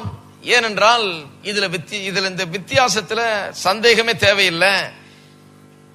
தேவனுடைய பிள்ளைகளுக்கும் பிசாசுடைய பிள்ளைகளுக்கு திட்டவட்டமாய் வித்தியாசம் இருக்கிறது என்று வேதவசனம் போதிக்கிறது. அப்ப நாம் புது சிருஷ்டியா இருக்கிறோம், இருக்க போகிறோம் அல்ல, செத்த பிறகு புது சிருஷ்டி ஆகிறோம் என்றல்ல, மோட்சம் போன பிறகு ஆகிறோம் என்றல்ல, இப்பொழுதே புது சிருஷ்டியா இருக்கிறோம் என்று வேதவசனம் திட்டவட்டமாய் போதிக்கிறது. சரி, எபேசியர் 1க்கு திருப்புவோம். எபேசியர் 1, எபேசியர் 1ஆம் அதிகாரம் 3ஆம் வசனத்திலிருந்து வாசிக்கிறேன், கேட்போம். நம்முடைய கர்த்தராகிய இயேசு கிறிஸ்துவின் பிதாவாகிய தேவனுக்கு ஸ்தோத்திரம். அவர் கிறிஸ்துவுக்குள் உன்னதங்களிலே ஆவிக்குரிய சகல ஆசீர்வாதத்திலும் நம்மை ஆசீர்வதித்திருக்கிறார். எத்தனை பேர் அது விசுவாசிக்கிறீங்க? சகல ஆசீர்வாதங்களாலும் நம்ம என்ன பண்ணிருக்காராம்? ஆசீர்வதித்திருக்கப்பட்டார். அப்ப நாம் யார்? கிறிஸ்துவுக்குள்ளாக எல்லா விதமான ஆவிக்குரிய ஆசீர்வாதங்களாலும் ஆசீர்வதிக்கப்பட்டவர்கள். அப்ப நம்ம இடத்துல என்ன இல்ல? நான் சொல்லுகிறேன், எதுவுமே இல்லாம இல்ல. நமக்கு என்னவெல்லாம் இருக்க வேணுமோ அவ்வளவும் இருக்கிறது. நம்முடைய தகுதியில ஏதாவது மிஸ்ஸிங்கா? கிடையவே கிடையாது. நமக்கு எல்லா விதத்திலும் தகுதி உண்டாயிருக்கிறது. நாம் எல்லா ஆவிக்குரிய ஆசீர்வாதத்தினாலும் ஆசீர்வதிக்கப்பட்டிருக்கிறோம். நமக்கு எந்த குறைவும் கிடையாது என்று வேதவசனம் திட்டவட்டமாய் நமக்கு போதிக்கிறது. பாருங்க, ஒண்ணுமே குறைவே கிடையாது, எல்லா விதத்திலும் ஆசீர்வதிக்கப்பட்டவர்கள் என்று. கொலோசியருக்கு திருப்போம். கொலோசியர் 1ஆம் அதிகாரம் 21ஆம் வசனம் 22ஆம் வசனம். முன்னே அந்நியராயும் துர்க்கிரியினாலே மனதிலே சத்துருக்களாயும் இருந்த உங்களையும் பரிசுத்தராகவும் குற்றமற்றவர்களாகவும் கண்டிக்கப்படாதவர்களாகவும் தமக்கு முன்பாக நிறுத்தும்படியாக அவர் மாம்ச சரீரத்தில் அடைந்த மரணத்தினாலே இப்பொழுது ஒப்புரவாக்கினார். எல்லாரும் சொல்லுங்க, பரிசுத்தராயும் குற்றமற்றவர்களாகவும் கண்டிக்கப்படாதவர்களாகவும். இதுதான் நம்மை குறித்த வர்ணனை. எப்படி நிறுத்தும்படியாக? பரிசுத்தராய் குற்றமற்றவராய் கண்டிக்கப்படாதவர்களாய், பரிசுத்தராய் குற்றமற்றவர்களாய் கண்டிக்கப்படாதவர்களாய், பரிசுத்தராய் குற்றமற்றவர்களாய் கண்டிக்கப்படாதவர்களாய் தேவனுக்கு முன்பாக நிறுத்தப்படும்படியாக அவருடைய சரீரத்தில் அடைந்த மரணத்தினாலே இப்பொழுது, எல்லாரும் சொல்லுங்க, இப்பொழுது. எப்பொழுதுங்க? நாளைக்கு இல்ல. பரலோகம் போன பிறகு நான் பரிசுத்தராகவும் குற்றமற்றவராகவும் நான் கண்டிக்கப்படாதவர்களாகவும் பரலோகம் போன பிறகு தேவனோடு நித்திய நித்தியமா வாழ்வேன்றதில்லை. இப்பொழுது இப்பொழுது இப்பொழுது இப்பொழுது நம்மை ஒப்புரவாக்கினாராம். ஒப்புரவாக்குவார் இல்ல, ஒப்புரவாக்கி விட்டார். இருக்கீங்களா? அப்ப என்னுடைய நிலை என்ன? இன்னைக்கு என்னுடைய நிலை என்ன? நான் குற்றமற்றவன். இன்னைக்கு என்னுடைய நிலை என்ன? நான் பரிசுத்தவான். இன்னைக்கு என்னுடைய நிலை என்ன? நான் கண்டிக்கப்படாதவன். அப்ப தேவன் என்ன பார்க்கும்போது என்னுடைய குற்றத்தை பார்க்கிறது இல்ல, என்னுடைய பாவத்தை பார்க்கிறது இல்ல. தேவன் என்ன பார்க்கும்போது கண்டிக்கிறதுக்காக என்ன பார்க்கிறது இல்ல, அரவணைக்கிறதுக்காக தான் என்ன பார்க்கிறார். தேவன் என்னை பரிசுத்தராய் குற்றமற்றவனாய் கண்டிக்கப்படாதவனாய் என்னை பார்க்கிறார். விசுவாசிக்கிறீங்களா? அப்ப தேவன் என்ன எப்படி பார்க்கிறார்? நான் எப்படி வர முடியும் தேவனிடத்துல? தைரியமாய் வர முடியும். ஏனென்றால் தேவன் என்ன பார்க்கும்போது தம்முடைய பிள்ளையா பார்க்கிறாரு, குற்றவாளியா பார்க்கல, என்னை பாவியா பார்க்கல, என்னை பரிசுத்தவானாய் பார்க்கிறார், குற்றமற்றவனாய் பார்க்கிறார் என்று வேத வசனம் சொல்லுறது. அது ஏற்கனவே செய்து முடிக்கப்பட்டிருக்கிறது. 2ஆம் அதிகாரத்தில் பார்த்தீர்கள் என்றால் தெரியும், 10ஆம் வசனத்தில் சொல்லப்பட்டிருக்கு, மேலும் சகல துரைத்தனங்களுக்கும் அதிகாரங்களுக்கும் தலைவராய் இருக்கிற அவருக்குள் நீங்கள் பரிபூர்ணம் உள்ளவர்களாய் இருக்கிறீர்கள். எல்லாரும் சொல்லுவோம், பரிபூர்ணம் உள்ளவர்களாய் இருக்கிறோம். அப்ப நான் கடவுளுக்கு முன்பாக நிற்கும் போது எப்படி நிற்கிறேன்? பரிபூர்ணம் உள்ளவராய் நிற்கிறேன். ஆங்கிலத்தில் ரொம்ப அருமையா வந்திருக்கு, we are complete in him. எனக்கு ஒன்னும் குறைவில்லை, நான் அவருக்கு முன்பாக பரிபூர்ணராய் நிற்கிறேன். என்ற ஒரு குறைவும் அவர் காணவில்லை. ஆகவேதான் நான் ஜெபிக்கும் போது, நான் கேட்கும் போது எனக்கு அவர் தருகிறார். இந்த புதிய உடன்படிக்கை என்னை இப்படி நிறுத்துகிறது. தேவனுக்கு முன்பாக பரிசுத்தனாய் குற்றமற்றவனாய் கண்டிக்கப்படாதவனாய் நிறுத்துகிறது, ஒப்புரவாக்கப்பட்டவனாய் நிறுத்துகிறது. இதெல்லாம் நடந்து முடிந்தது. இப்பொழுது ஒப்புரவாக்கினார் என்று எழுதி இருக்கிறது. நிறுத்தும்படியாக தான் ஒப்புரவாக்கி இருக்கிறார். பரிசுத்தராய் குற்றமற்றவனாய் கண்டிக்கப்படாதவனாய் நிறுத்தும்படியாக இப்பொழுது என்னை ஒப்புரவாக்கினாராம். அப்ப இப்பொழுது அதுக்காக என்ன ஒப்புரவாக்கினார்னா, இப்பொழுது நான் அப்படி நிற்கிறேனா இல்லையா? நிற்கிறேன். எபேசியர் 5ஆம் அதிகாரத்துக்கு திருப்போம். எபேசியர் 5:27. கரைதிரை முதலானவைகள் ஒன்றுமில்லாமல் பரிசுத்தமும் பிழையற்றதுமான மகிமையுள்ள சபையாக அதை தமக்கு முன் நிறுத்திக் கொள்வதற்காக தமக்கு முன் நிறுத்திக் கொள்வதற்கும் தம்மை தாமே அதற்காக ஒப்பு கொடுத்தார். எப்படி நிறுத்த விரும்புகிறாராம்? பரிசுத்தமும் பிழையற்றதுமான மகிமையுள்ள சபையாக அதை தமக்கு முன் நிறுத்திக் கொள்வதற்கு தம்மை தாமே அதற்காக ஒப்பு கொடுத்தார். சிலுவையில ஏன் மரித்தார் என்பதை குறித்து சொல்லுகிறது. ஏன் மரித்தாராம்? பரிசுத்தம் பிழையற்றதும் மகிமையுள்ள சபையுமாக, குளோரியஸ் சர்ச்சா, மகிமையுள்ள சபையாக தமக்கு முன் நிறுத்திக் கொள்வதற்காக. இதை எப்பெல்லாம் எடுக்கிறாங்களோ அப்பெல்லாம் என்ன சொல்லிட்டாங்க சபையில? என்ன பரிசுத்தப்படுத்திக்கிட்டே வர்றாரு, பரிசுத்தமா நிறுத்த போறாரு. ஆனா இப்ப எப்படி நிக்கிறீங்க? இப்ப பாவிகளாக கர்த்தருக்கு முன்பாக நிற்கிறீர்கள். அப்ப எப்பதான் பரிசுத்தர் ஆக போறோம்? அவங்க சொல்றாங்க, நீங்க செத்த உடனே அப்படியே பரிசுத்தரா மாறிடுவீங்க. அப்புறம் அவர் ஏன் செத்தார்? ஹலோ, நான் செத்த பிறகு பரிசுத்தராகணும்னா அவர் வரவே வேண்டியதில்லை, அவர் சாகவே வேண்டியதில்லை, அவ்வளவு பாடுபட வேண்டிய அவசியமே கிடையாது. கல்வாரி சிலுவை இவ்வளவு நம்ம பிரசங்கம் பண்ண வேண்டியதே கிடையாது. அவர் செத்தபடினாலே, அவர் மரித்தபடினாலே, அவருடைய மரணம், அவருடைய உயிர்த்தெழுதல் மூலமாக என்னை பரிசுத்தும் பிழையற்றதும் மகிமையுள்ளவனுமாக தமக்கு முன் நிறுத்திக் கொள்வதற்காக தான் அப்படி செய்தார். அப்படின்னா அவர் எப்ப செய்து முடித்தாரோ அப்பவே நான் அவருக்கு முன்பாக அப்படி நிற்கிறேன். இருக்கீங்களா? அவர் செஞ்சு முடிச்சார்னா அதுல செஞ்சு முடிக்கப்பட்டு விட்டது, குறை எதுவும் வைக்கல. செஞ்சு முடிச்சாருங்க, ஆனா அதுல சில ஒரு காரியம் விட்டு விட்டாரு, ஒரு 4 காரியம் சரியா பண்ணல. அதை சரி பண்றதுக்காக நான் ஆகும்போது அது மீதி சரியாயிடும். அப்படின்னா அவரால் செய்ய முடியாத நம்ம சாவு செய்யற மாதிரி இருக்குது கிடையாது. அவருடைய சாவு எல்லாத்தையும் செஞ்சு முடித்து விட்டது, அவருடைய உயிர்த்தெழுதல் எல்லாவற்றையும் செய்து முடித்து விட்டது. நான் இப்பொழுது பரிசுத்தனும் பிழையற்றவனுமாக மகிமையுள்ளவனாக தேவன் முன்பாக நிற்கும்படியாக தான் அதை செய்தார். நான் அப்படி அவருக்கு முன்பாக நிற்கிறேன். எத்தனை பேர் அப்படி நிற்கிறீங்க? ஆங்கிலத்தில் ரொம்ப அருமையா வந்திருக்குது, no spot wrinkle or any such thing. ஏன்னா இதுல எதையாவது கொண்டு நுழைச்சிருவாங்கன்னு தெரியும் அவருக்கு, அதனால சொல்றாரு எனி சச் திங். அப்படி எதுவுமே கிடையாது. கரை திரை முதலானவைகள் ஒன்றும், கரை திரை முதலானவைகள் ஒன்றும்னா ஆங்கிலத்தில் ரொம்ப அருமையா வருது. எனி சச் திங், ஒண்ணுமே அந்த மாதிரி எதுவும் பாவம் கீவம் குற்றம் அது இது அழுக்கு கந்த தூசி இதெல்லாம் ஒண்ணுமே கிடையாது. அது இது இங்க ஒட்டிட்டு இருக்கிறது ஒண்ணுமே கிடையாது. எல்லாவற்றையும் நீக்கி போட்டு கரை திரை முதலானவைகள் ஒன்றுமில்லாமல் மாசற்ற பரிசுத்தம் பிழையற்றும் மகிமையுள்ள சபையாக நமக்கு முன்பாக தேவன் நம்மை நிறுத்தி இருக்கிறார் என்று வேத வசனம் சொல்லுகிறது. ரோமருக்கு எழுதின நிருபம் 8ஆம் அதிகாரம் 1ஆம் வசனம்.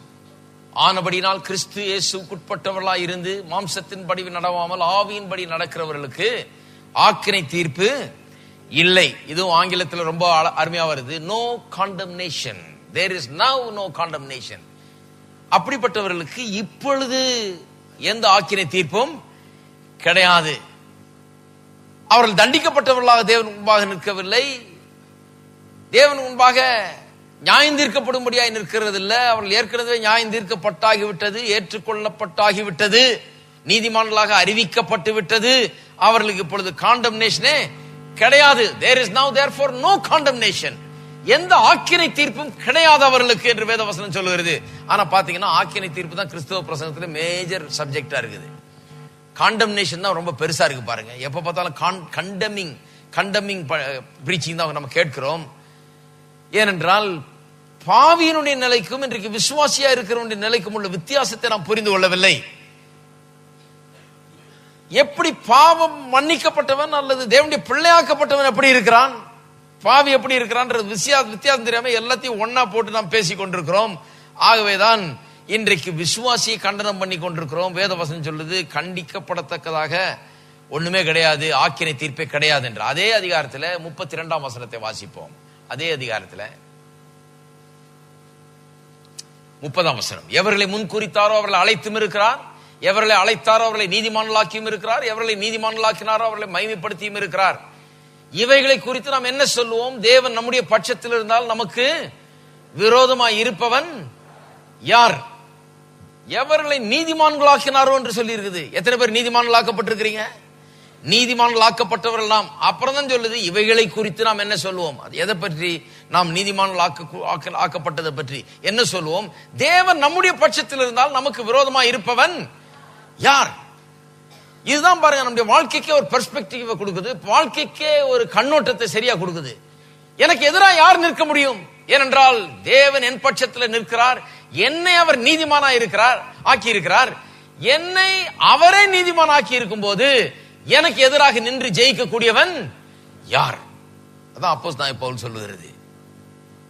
தேவன் நம்முடைய பட்சத்தில் இருந்தால் நமக்கு விரோதமாய் இருப்பவன் யார்? தேவனே என்னை நீதிமானா நினைக்கும் போது, தேவனே என்னை பரிசுத்தமானா நினைக்கும் போது, தேவனே என்னை பிழையற்றவனா நினைக்கும் போது, தேவனே என்னை குற்றமற்றவனா நினைக்கும் போது, என்னை ஆக்கின தீர்ப்பு இல்லாதவனா நினைக்கும் போது, தேவனே என்னிடத்தில் ஒரு குறையும் பார்க்காத போது என்னிடத்தில் குறையை கண்டுபிடிப்பவன் யார்? எனக்கு எதிராய் நிற்பவன் யார் என்று வேதவசனம் சொல்லுகிறது. பவுலுக்கு அப்பேற்பட்ட ஒரு தைரியம் பாருங்க. கடவுளே என்ன நீதிமான் டிக்ளேர் பண்ணிட்டார், அப்புறம் வேற யார் என்ன சொல்லணும் அப்படிங்கிறார். அப்பேற்பட்ட எண்ணங்கள் இன்றைக்கு விசுவாசிகிட்ட இல்லாதனால தான் இன்றைக்கு ஜெபத்தில் ஒரு பெரிய வெற்றி கிடையாது, ஜெப வாழ்க்கையில் ஒரு பெரிய வெற்றி கிடையாது. ஏனென்றால் அவளுக்கு அந்த லெவலுக்கு எழுந்திருக்க முடியல. கர்த்தரே என்ன நீதிமான் அறிவிக்கும் போது மற்ற யார் என்ன சொல்வது என்கிற அந்த எண்ணம் உண்டாகவில்லை என்று விசுவாசிகள் மத்தியில பார்ப்போம். அடுத்த வசனம், தம்முடைய சொந்த குமாரன் என்றும் பாராமல் நம்ம எல்லாருக்காகவும் அவரை ஒப்பு கொடுத்தவர், அவரோட விட மற்ற எல்லாவற்றையும் நமக்கு அருளாதிருப்பது எப்படி? எல்லாம் கனெக்டட் பாருங்க.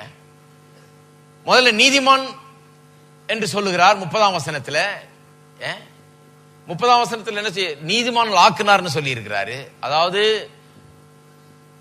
முன்குறித்து அழைத்து நீதிமான்களாக்கி இருக்கிறார், மகிமைப்படுத்தி இருக்கிறார் சொல்லப்பட்டிருக்கிறது. இரண்டாவது 31ஆம் வசனத்தில் அவரே நீதிமான் ஆக்கி இருக்கும் போது நமக்கு எதிராக நிற்கக்கூடியவன் யார், நமக்கு விரோதமாய் இருப்பவன் யாருன்னு சொல்லி இருக்குது.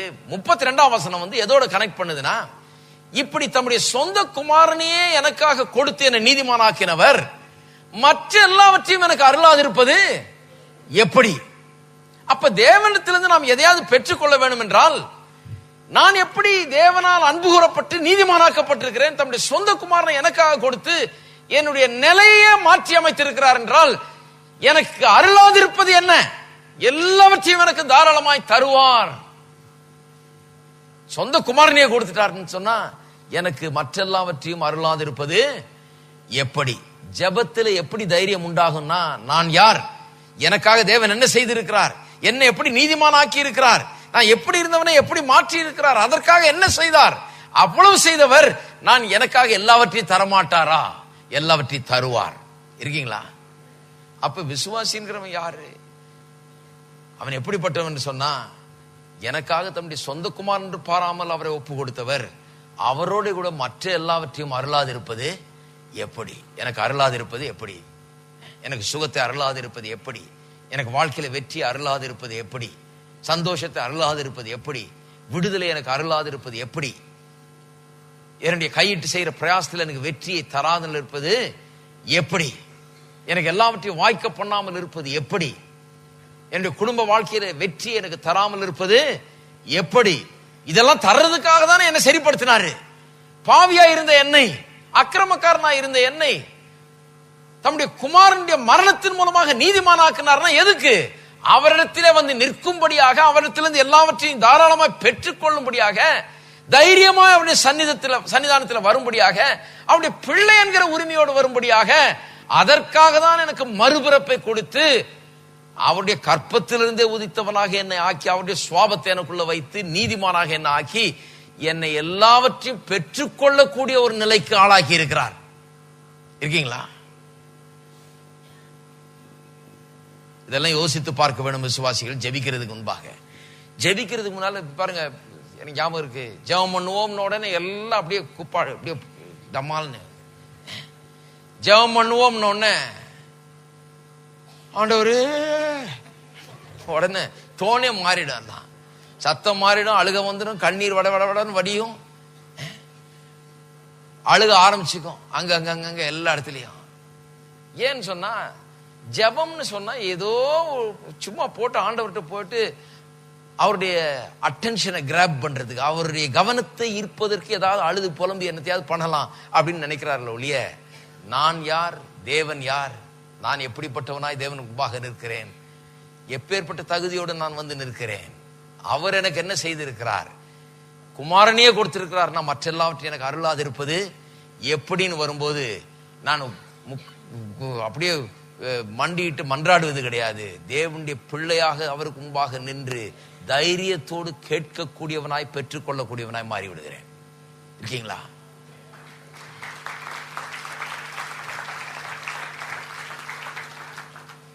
வாசிப்போம். இது ரொம்ப அற்புதமான ஒரு பகுதி. மற்ற எல்லாவற்றையும் நமக்கு அருளாது இருப்பது எப்படி? அப்ப மற்ற எல்லா தேவைகளையும் நீங்கள் கேட்டு பெற்றுக்கொள்ளுகிறது எதன் அடிப்படையில் இருக்குது? நீங்கள் நீதிமான் ஆக்கப்பட்டிருக்கிறீங்க, அதுக்காக சொந்த குமாரனே கொடுத்திருக்கிறார். அப்ப மற்ற எல்லாத்தையும் தரமாட்டாரா? அப்படிங்கறது அடிப்படை. பாருங்க, அடுத்தது பாருங்க. தேவன் தெரிந்து கொண்டவர்கள் மேல் குற்றஞ்சாட்டுகிறவன் யார்? தேவனே அவர்களை நீதிமான்களாக்குகிறவர். இந்த நீதிமான் தான் இங்க சப்ஜெக்டே. பாருங்க, தேவன் தெரிந்து கொண்டவர்கள் மேல் குற்றஞ்சாட்டுகிறவன் யார்? தேவனே அவர்களை நீதிமான்களாக்குகிறவர். அதுதான் எனக்கு சில நேரத்தில் பிரசங்கம் கேட்கும் போது சில நேரத்தில் எரிச்சலா வந்துருது. பாவி பாவி, நீ குப்பை, நீ ஒண்ணு இல்ல, நீ தகுதியற்றவன் என்று சொல்லும் போது எனக்கு தேவனே என்னை நீதிமான் சொல்லும் போது இவர் யார் என்ன சொல்றது? நான் நீதிமான் அல்ல என்றுதான் எனக்கு ஞாபகம் வருது. இந்த குற்றஞ்சாட்டுகிறது பிசாசுடைய வேலை. அது மேடையில் நின்று செய்யக்கூடாது. ஊழியக்காரர்கள் பிசாசுடைய வேலையை செய்யறதுக்காக அழைக்கப்படவில்லை. குற்றஞ்சாட்டுகிற வேலையில ஊழியக்காரர்கள் கிடையாது. ஊழியக்காரர்கள் நீதிமான்கள் என்று தேவன் அறிவித்திருக்கிறார். அதை குறித்த வெளிப்பாட்டை பிரசங்கிக்கிறவர்கள் தான் ஊழியக்காரர்கள். குற்றஞ்சாட்டி நீ குற்றவாளி குற்றவாளி, நீ பாவி பாவி பாவின்னு சொல்றது பிரசங்கம் கிடையாது, கிறிஸ்தவ பிரசங்கம் கிடையாது. நான் நீதிமானாய் இருக்கிறேன். எப்படி நீதிமானாய் இருக்கிறேன்? தேவன் என்னை எப்படி காண்கிறார்? என்னை இப்படி அறிவித்திருக்கிறார் நீதிமான் என்று. நீ அதை தெரிந்து கொள் என்று சொல்லி அறிவித்து இதை குறித்த விளக்கத்தை சொல்லி அவர்களை நீதிமான்கள் என்று நம்ப வைக்கிறது தான் கிறிஸ்தவ ஊழியம், ஊழியக்காரர்களுடைய வேலை. அவங்க ஏற்கனவே பாவின்னு நினைச்சிட்டு தான் வந்திருக்கிறாங்க. பாவின்னு நினைச்சிட்டு வந்து இவங்க நீ பாவிதான் சொல்லி அனுப்புனா, இப்ப டாக்டர்கிட்ட போறீங்க, நோயோட தான் போறீங்க. அப்ப அவரு ஆமாங்க உங்களுக்கு ரொம்ப பெரிய நோய் இருக்குது, போயிட்டு வாங்க. அப்படி இருக்கும். இதுக்கு ஒரு 100 ரூபா ஃபீஸ் கொடுத்துட்டு வருவீங்களா?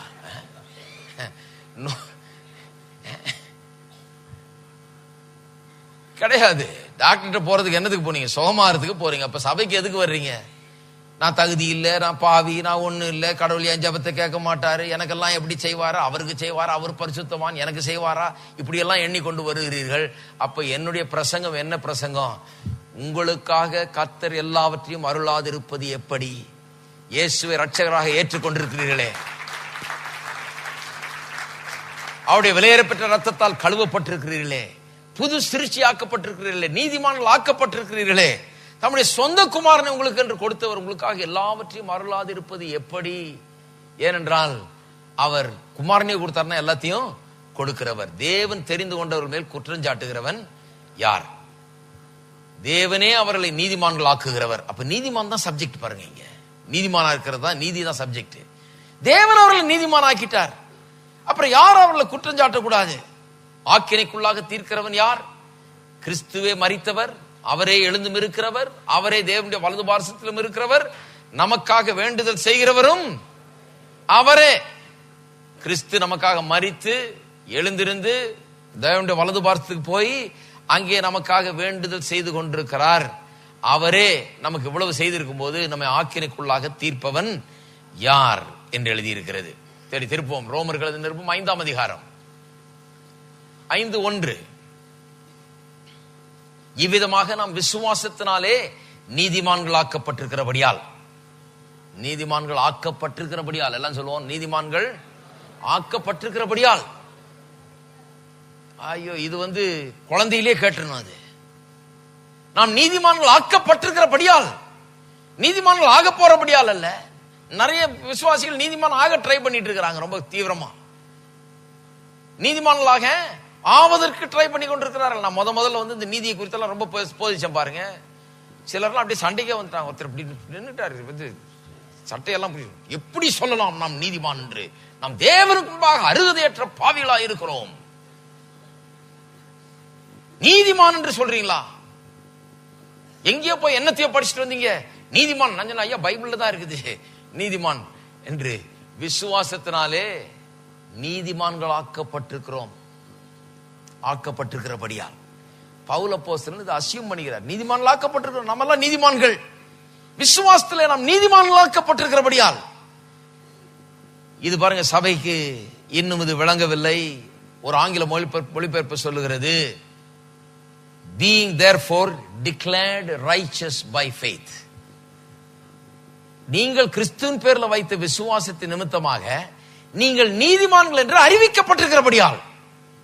கடவுளை என்ன பண்ணிட்டாரா? பரலோகத்தின் நீதிமன்றம், the supreme court of heaven, பரலோகத்தின் உச்ச நீதிமன்றம், அங்கிருந்து ஒரு அறிக்கையை விட்டிருக்கிறது. அது என்ன?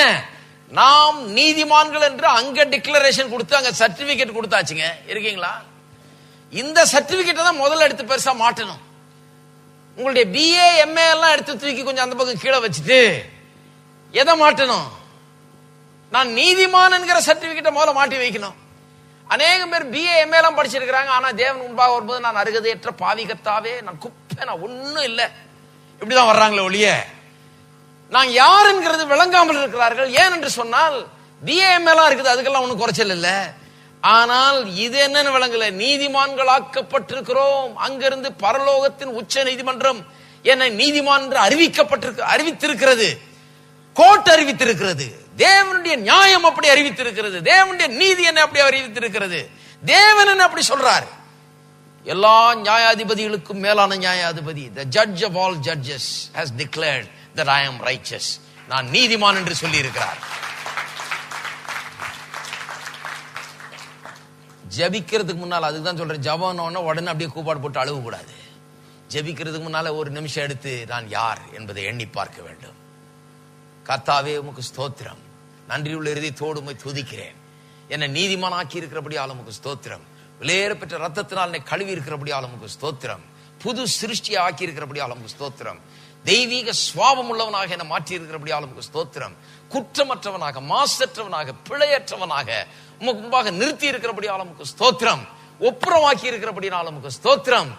நீரே என்னை நீதிமான் அழைக்கும் போது என்னை குற்றஞ்சாட்டுகிறவன் யார்? என்னை ஆக்கினைக்குள்ளாக தீர்க்கிறவன் யார்? தேவனே என் பட்சத்தில் இருக்கும் போது, என்னை நீதிமான் அழைக்கும் போது எனக்கு எதிராக இருப்பவன் யார்? அவர் தன்னுடைய சொந்த குமாரன் என்று பாராமல் என் தம்முடைய குமாரனையே எனக்கு கொடுத்திருக்கும் போது நான் இப்பொழுது ஜெபத்திலே கேட்கிற எல்லாவற்றையும் அருளாதிருப்பது எப்படி?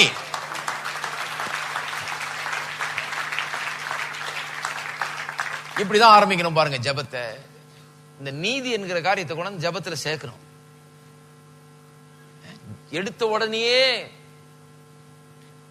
நாம அழுது கூப்பாடு போடுற வேலை ஆரம்பிச்சிடக்கூடாது. எடுத்த உடனே நன்றி தெரிவிக்கணும். கர்த்தாவே உமக்கு ஸ்தோத்திரம், இன்னைக்கு கொடுத்திருக்கிற இந்த நிலைக்காக உமக்கு ஸ்தோத்திரம், உமக்கு முன்பாக வரக்கூடிய தகுதிக்காக உமக்கு ஸ்தோத்திரம், தைரியத்துக்காக உமக்கு ஸ்தோத்திரம், மாசற்றவனாய் குற்றமற்றவனாய் என்னை நீர் எண்ணுகிறபடியால் உமக்கு ஸ்தோத்திரம், என்னை சேர்த்துக் கொள்ளுகிறபடியால் உமக்கு ஸ்தோத்திரம், எனக்கு ஒத்தாசையும் தயவையும் அனுகூலத்தையும் உண்டு பண்ணுகிறபடியால் உமக்கு ஸ்தோத்திரம், என் பட்சத்துல என் சைடுல நீர் இருக்கிறபடியால் உமக்கு ஸ்தோத்திரம். நிறைய பேர் வரும்போது அவர் எதிர் சைடு இவங்க ஒரு எதிர் சைடுன்னு நினைச்சுட்டு தான் வர்றாங்க.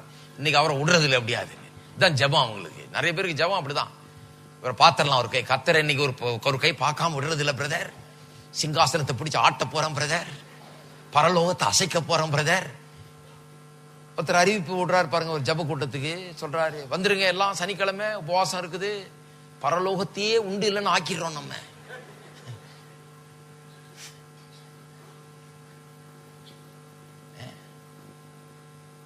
நீங்க என்ன செஞ்சாலும் எல்லாம் சேர்ந்து ஆட்டினாலும் பரலோகம் ஆடவே ஆடாது. அவருடைய சிங்காசனம் ஆடவே ஆடாது. அவருடைய சிங்காசனம் என்றென்றேக்கும் உள்ளது என்று வேதவசனம் சொல்லுகிறது. அவர் கர்த்தர். அவர் சொல்றார், நான் கர்த்தர், நான் மாறுகிறது இல்லை. அப்புறம் நீங்க என்னத்தை ஆட்ட பாக்குறீங்க? நீங்க மாறுங்க. அவர் மாறுறது இல்லைன்னு சொல்லிட்டாரு. அப்ப நான் குற்றவாளி, நான் ஒண்ணு இல்லை, நான் குப்பை தூசின்றதெல்லாம் மாறி, கர்த்தாவே நான் உடைய பிள்ளைன்னு இப்பதான் எனக்கு தெரிஞ்சது. நல்ல காலம், இப்ப இந்த வயசுலயே அது கேட்டேன். ஆண்டவரே, இவ்வளவு நாள் தெரியாம என்னென்னமோ பண்ணிட்டு இருந்தேன், ஆனாலும் உமக்கு ஸ்தோத்திரம் ஆண்டவரே, இப்ப தெரிஞ்சுக்கிட்டேன் நான் உடைய பிள்ளை. நான் உமக்கு முன்பாக பரிசுத்தம் மாசற்றவனும் பிழையற்றவனுமாய் இருக்கிறேன், ஒப்புரவாக்கப்பட்டிருக்கிறேன், உடைய குமாரனாய் குமாரத்தியாய் இருக்கிறேன். எனக்கு எல்லாவற்றையும் அருளாதிருப்பது எப்படி? It's impossible. அதாவது எனக்கு நீர் கொடுக்காமல் இருக்கிறதுன்றது நடக்கவே நடக்காது. நான் என்னவெல்லாம் கேட்கிறேனோ அதை நிச்சயமா எனக்கு செய்கிறீர் என்றால் நான் உமக்கு சொந்தமானவன். உள்ளத்துல முதல்ல அதை வச்சுட்டு அப்புறம் தான் ஆரம்பிக்க வேணும். கொஞ்ச நேரம் ஆண்டவரை ஸ்தோத்திரிக்க வேணும். இதெல்லாம் அப்படியே கொண்டு ஆண்டவரை ஸ்தோத்திரிச்சு துதிச்சு அப்புறம் தான் ஜெபத்துக்குள்ள நுழைய வேணும். அப்பதான் வேண்டுதல் ஏறெடுக்க வேண்டும். அப்ப நான் கேட்கிற லெவலே வேற விதமாக இருக்கும். நான் யார் என்கிறதை குறித்த ஒரு பெரிய உணர்வு உண்டாக வேணும். அப்பதான் பெற்றுக்கொள்வதற்கு அது ஏதுவாக இருக்கும். வரும்போதே அவரை ஆட்டிடுறேன், அவரை அசைச்சிடுறேன், பரலோகத்தை எப்படி பண்ணிடுறேன், அப்படி பண்ணிடுறேன். என்னுடைய சத்தத்தை கேட்க மாட்டாரோ ஆண்டவர், பார்ப்போம். போடுறது கூச்சல். பக்கத்து வீட்டுக்காரன் தான் கேட்டு அவன் சத்தம் போடுறான்.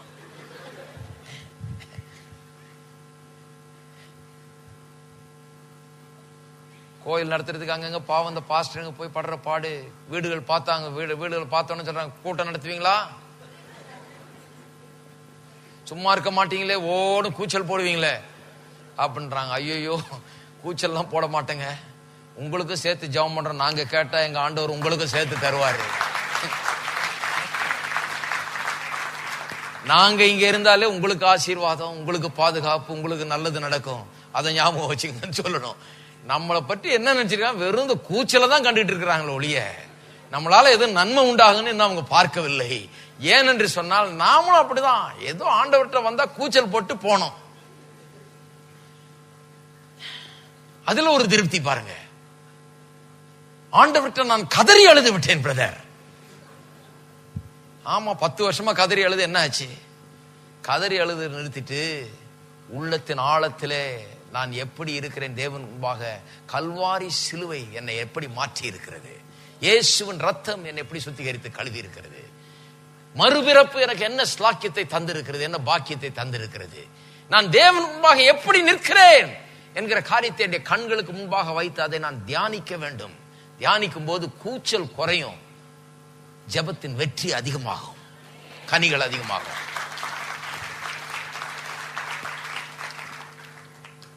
இதுதான் ரொம்ப முக்கியம் பாருங்க.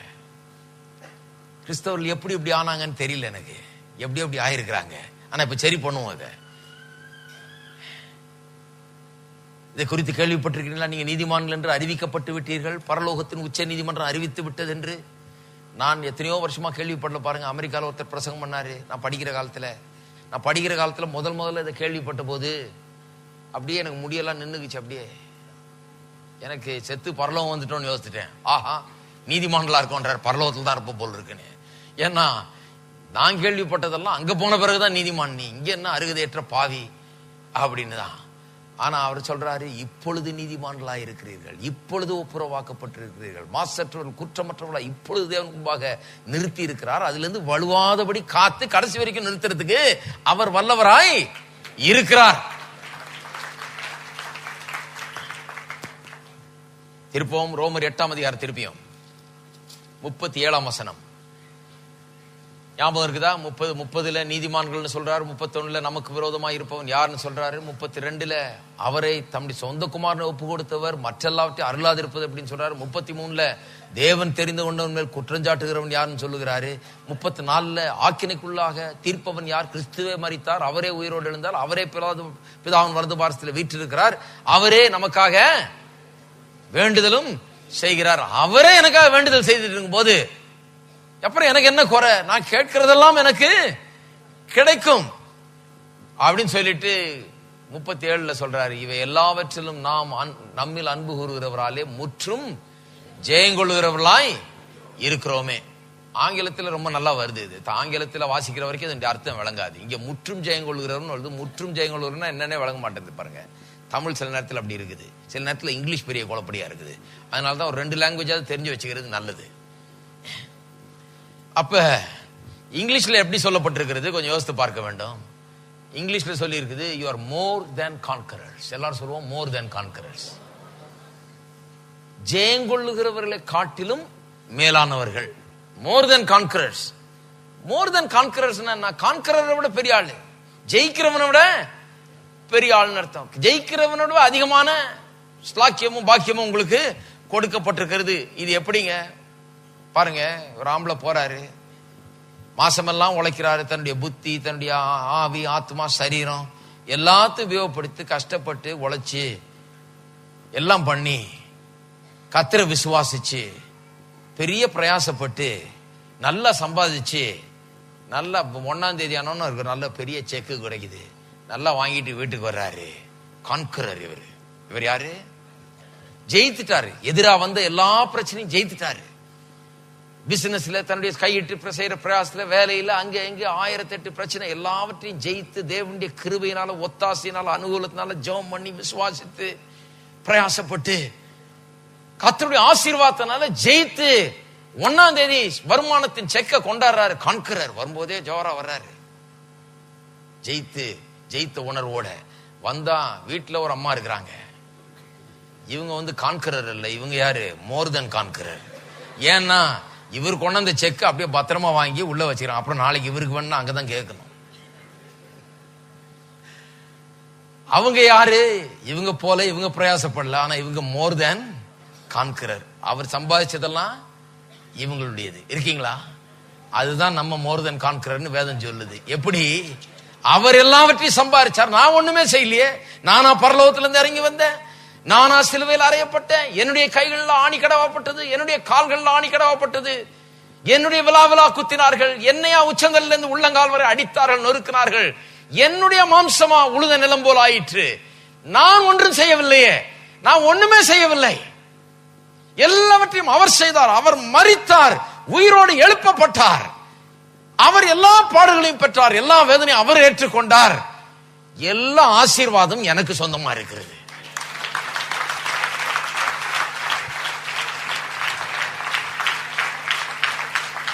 அப்ப நான் வெறும் ஜெயங்கொள்ளுகிறவன் அல்ல. அவர் ஜெயித்தார் பிசாச, நான் ஜெயிக்கல.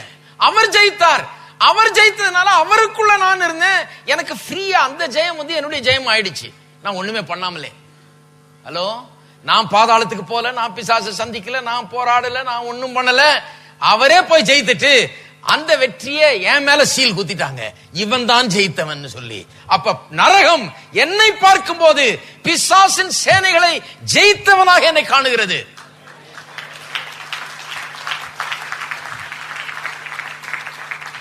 அதனால பவுல் சொல்லுகிறார், நான் அவருக்குள் கிறிஸ்துவுக்குள் மரித்தேன், அடக்கம் பண்ணப்பட்டேன், உயிரோடு எழுந்திருக்கிறேன், உன்னதங்களில் அவரோடு கூட உட்கார்ந்து இருக்கிறேன். அப்ப வானத்துக்கும் பாதாளத்துக்கும் தெரியுது நான் யாருன்னு சொன்னி. நான் யார்? அவருக்குள்ள இருக்கிறேன். வானம் பரலோகம் என்னை பார்க்கும் போது கிறிஸ்துவை காண்கிறது போல காண்கிறது. தேவன் கிறிஸ்துவை எப்படி காண்கிறாரோ அப்படி என்னை காண்கிறார்.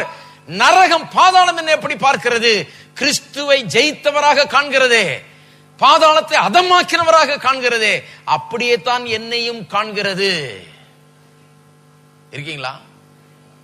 அதனால்தான் அந்த கிறிஸ்தவர்கள் மத்தியில பில்லி சூனியம் பிரதர், மந்திரவாதம் பிரதர், அவர் இங்க தகடு வச்சார் பிரதர், அங்க எடுத்தார் பிரதர், வைக்கிறதுக்கு ஒரு ஆள் வந்து வச்சானா எடுக்கிறதுக்கு 2 ஊழிகாரங்க பின்னாலே போறாங்க.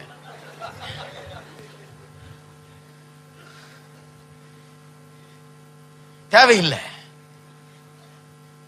பாதாளத்துக்கு தெரியும் நான் யாருன்னு. ஹலோ, பாதாளத்துல ஃபேமஸ் நான் மட்டும் இல்ல, நீங்களும் தான் ஃபேமஸ். இருக்கீங்களா? நீங்க எல்லாருமே பெரிய ஸ்டார் மாதிரி பாதாளத்துல. நீங்க உங்க முகத்தை பார்த்த உடனே பாதாளம் அதிருகிறது. ஏனென்றால் உங்களை பார்க்கிறது இல்ல, கிறிஸ்துவை பார்க்கிறான் பிசாசானவன். இருக்கீங்களா? அதனால்தான் சொல்லுகிறது, பொல்லாங்கன் அவனை தொடான். ஹலோ, இருக்கீங்களா? பொல்லாங்கன் அவனை, உலகம் முழுவதும் பொல்லாங்கனுடைய கரத்திலே கிடக்கிறதான். ஆனால் நீதிமானை பொல்லாங்கன் தொடான். ஏன் தொட மாட்டான்? ஏன்னா நம்மள தூரத்துல இருந்து பாக்குறான். ஏன்னா கிறிஸ்துவ அவனால தொட முடியாது. அடி வாங்கினவனுக்கு தெரியும் எப்படி அடி விழுந்ததுன்னு. தூரத்துல நின்று. ஆனா இன்றைக்கு விசுவாசிகளுக்கு தான் புரியல பாருங்க. அவன் தொடான்னு எழுதி இருக்குது. இவங்க பிரதர் ஜெபம் பண்ணுங்க, பிசாசு என்ன தொடக்கூடாது பிரதர். எதுக்கு அது ஜெபம் பண்ணும்? பிசாசு தொடான்னு எழுதி இருக்கு பிரதர், அதை விசுவாசிங்க பிரதர். இருக்கீங்களா? என்னை தொடான். நான் யாரு? அவன் யாரு? பிசாசு யாரு? நான் யாரு? பிசாசு என்ற பாதபடியின் கீழே கிடக்கிறான். நான் அவனுக்கு மேல, அவனுக்கு அதிகாரியை போல உட்கார்ந்து கொண்டிருக்கிறேன். என்னை கால் அவன் மேல் தலையில வைத்திருக்கிறேன். அப்ப அதுக்கெல்லாம் இடமே கிடையாது பாருங்க. இந்த பில்லி சூனியம், மந்திரவாதம், அது இது லொட்டு லொஸ்குன்னு போட்டு கிறிஸ்தவத்தையே இன்றைக்கு கெடுத்து வைத்திருக்கிறோம் சில வேளையில். அப்படிதான் யோசிக்கிறேன் நான். இந்த பிசாசின் உணர்வை அதிகமா ஊட்டி கொண்டிருக்கிறோம் ஜனங்களுக்கு. அவனுக்கு அன்னைக்கு ஒரு அம்மா போன் பண்ணாங்களாம் பாருங்க, எங்கேயோ போயிருக்கிறாங்க. அங்க போய் அவர்கிட்ட ஜெபம் பண்ணலான்னு போனட்டா அவர் சொன்னாரா சீக்கிரம் செத்துருவீங்கன்னு சொல்லிட்டாராம். இது என்ன பெரிய வெளிப்பாடு இவருக்கு என்னன்னு தெரியல. என்ன ஆள் பாருங்க. போனவங்க நல்லா தான் போனாங்க, வரும்போது ரொம்ப வருத்தத்தோட வந்தாங்க. இது என்ன ஊழியன்னு தெரியல எனக்கு. ஊழியன்னா போகும்போது அழுதுட்டு போறவங்க வரும்போது கண்ணை தொடச்சிக்கிட்டு வரணும், அதுதான் ஊழியம். தைரியமா வரணும், வரும்போது நம்பிக்கையோட வரணும், விசுவாசம். ஊழியக்காட்ட போனா அவர் வந்து எப்படி கர்த்தர் எனக்கு வெளிப்படுத்திட்டார் அப்படிங்கிறாரா. நல்ல விசுவாசிய போய் எப்பேற்பட்ட ஆட்கள் பாருங்க. ஜாக்கிரதையா இருக்கணும். தேவன் என்னுடைய பட்சத்தில் இருக்கும்போது எனக்கு எதிராக இருப்பவன் யார்? அதனால யார்கிட்ட போறோன்றது ஜாக்கிரதை. சில ஆளுங்க இவங்களே எதிராக இருக்கிறாங்க உங்களுக்கு, அதனால ஜாக்கிரதையா இருக்க வேண்டும். திருப்போம் பிலிப்பியர் 4ஆம் அதிகாரம், பிலிப்பியர் 4:13.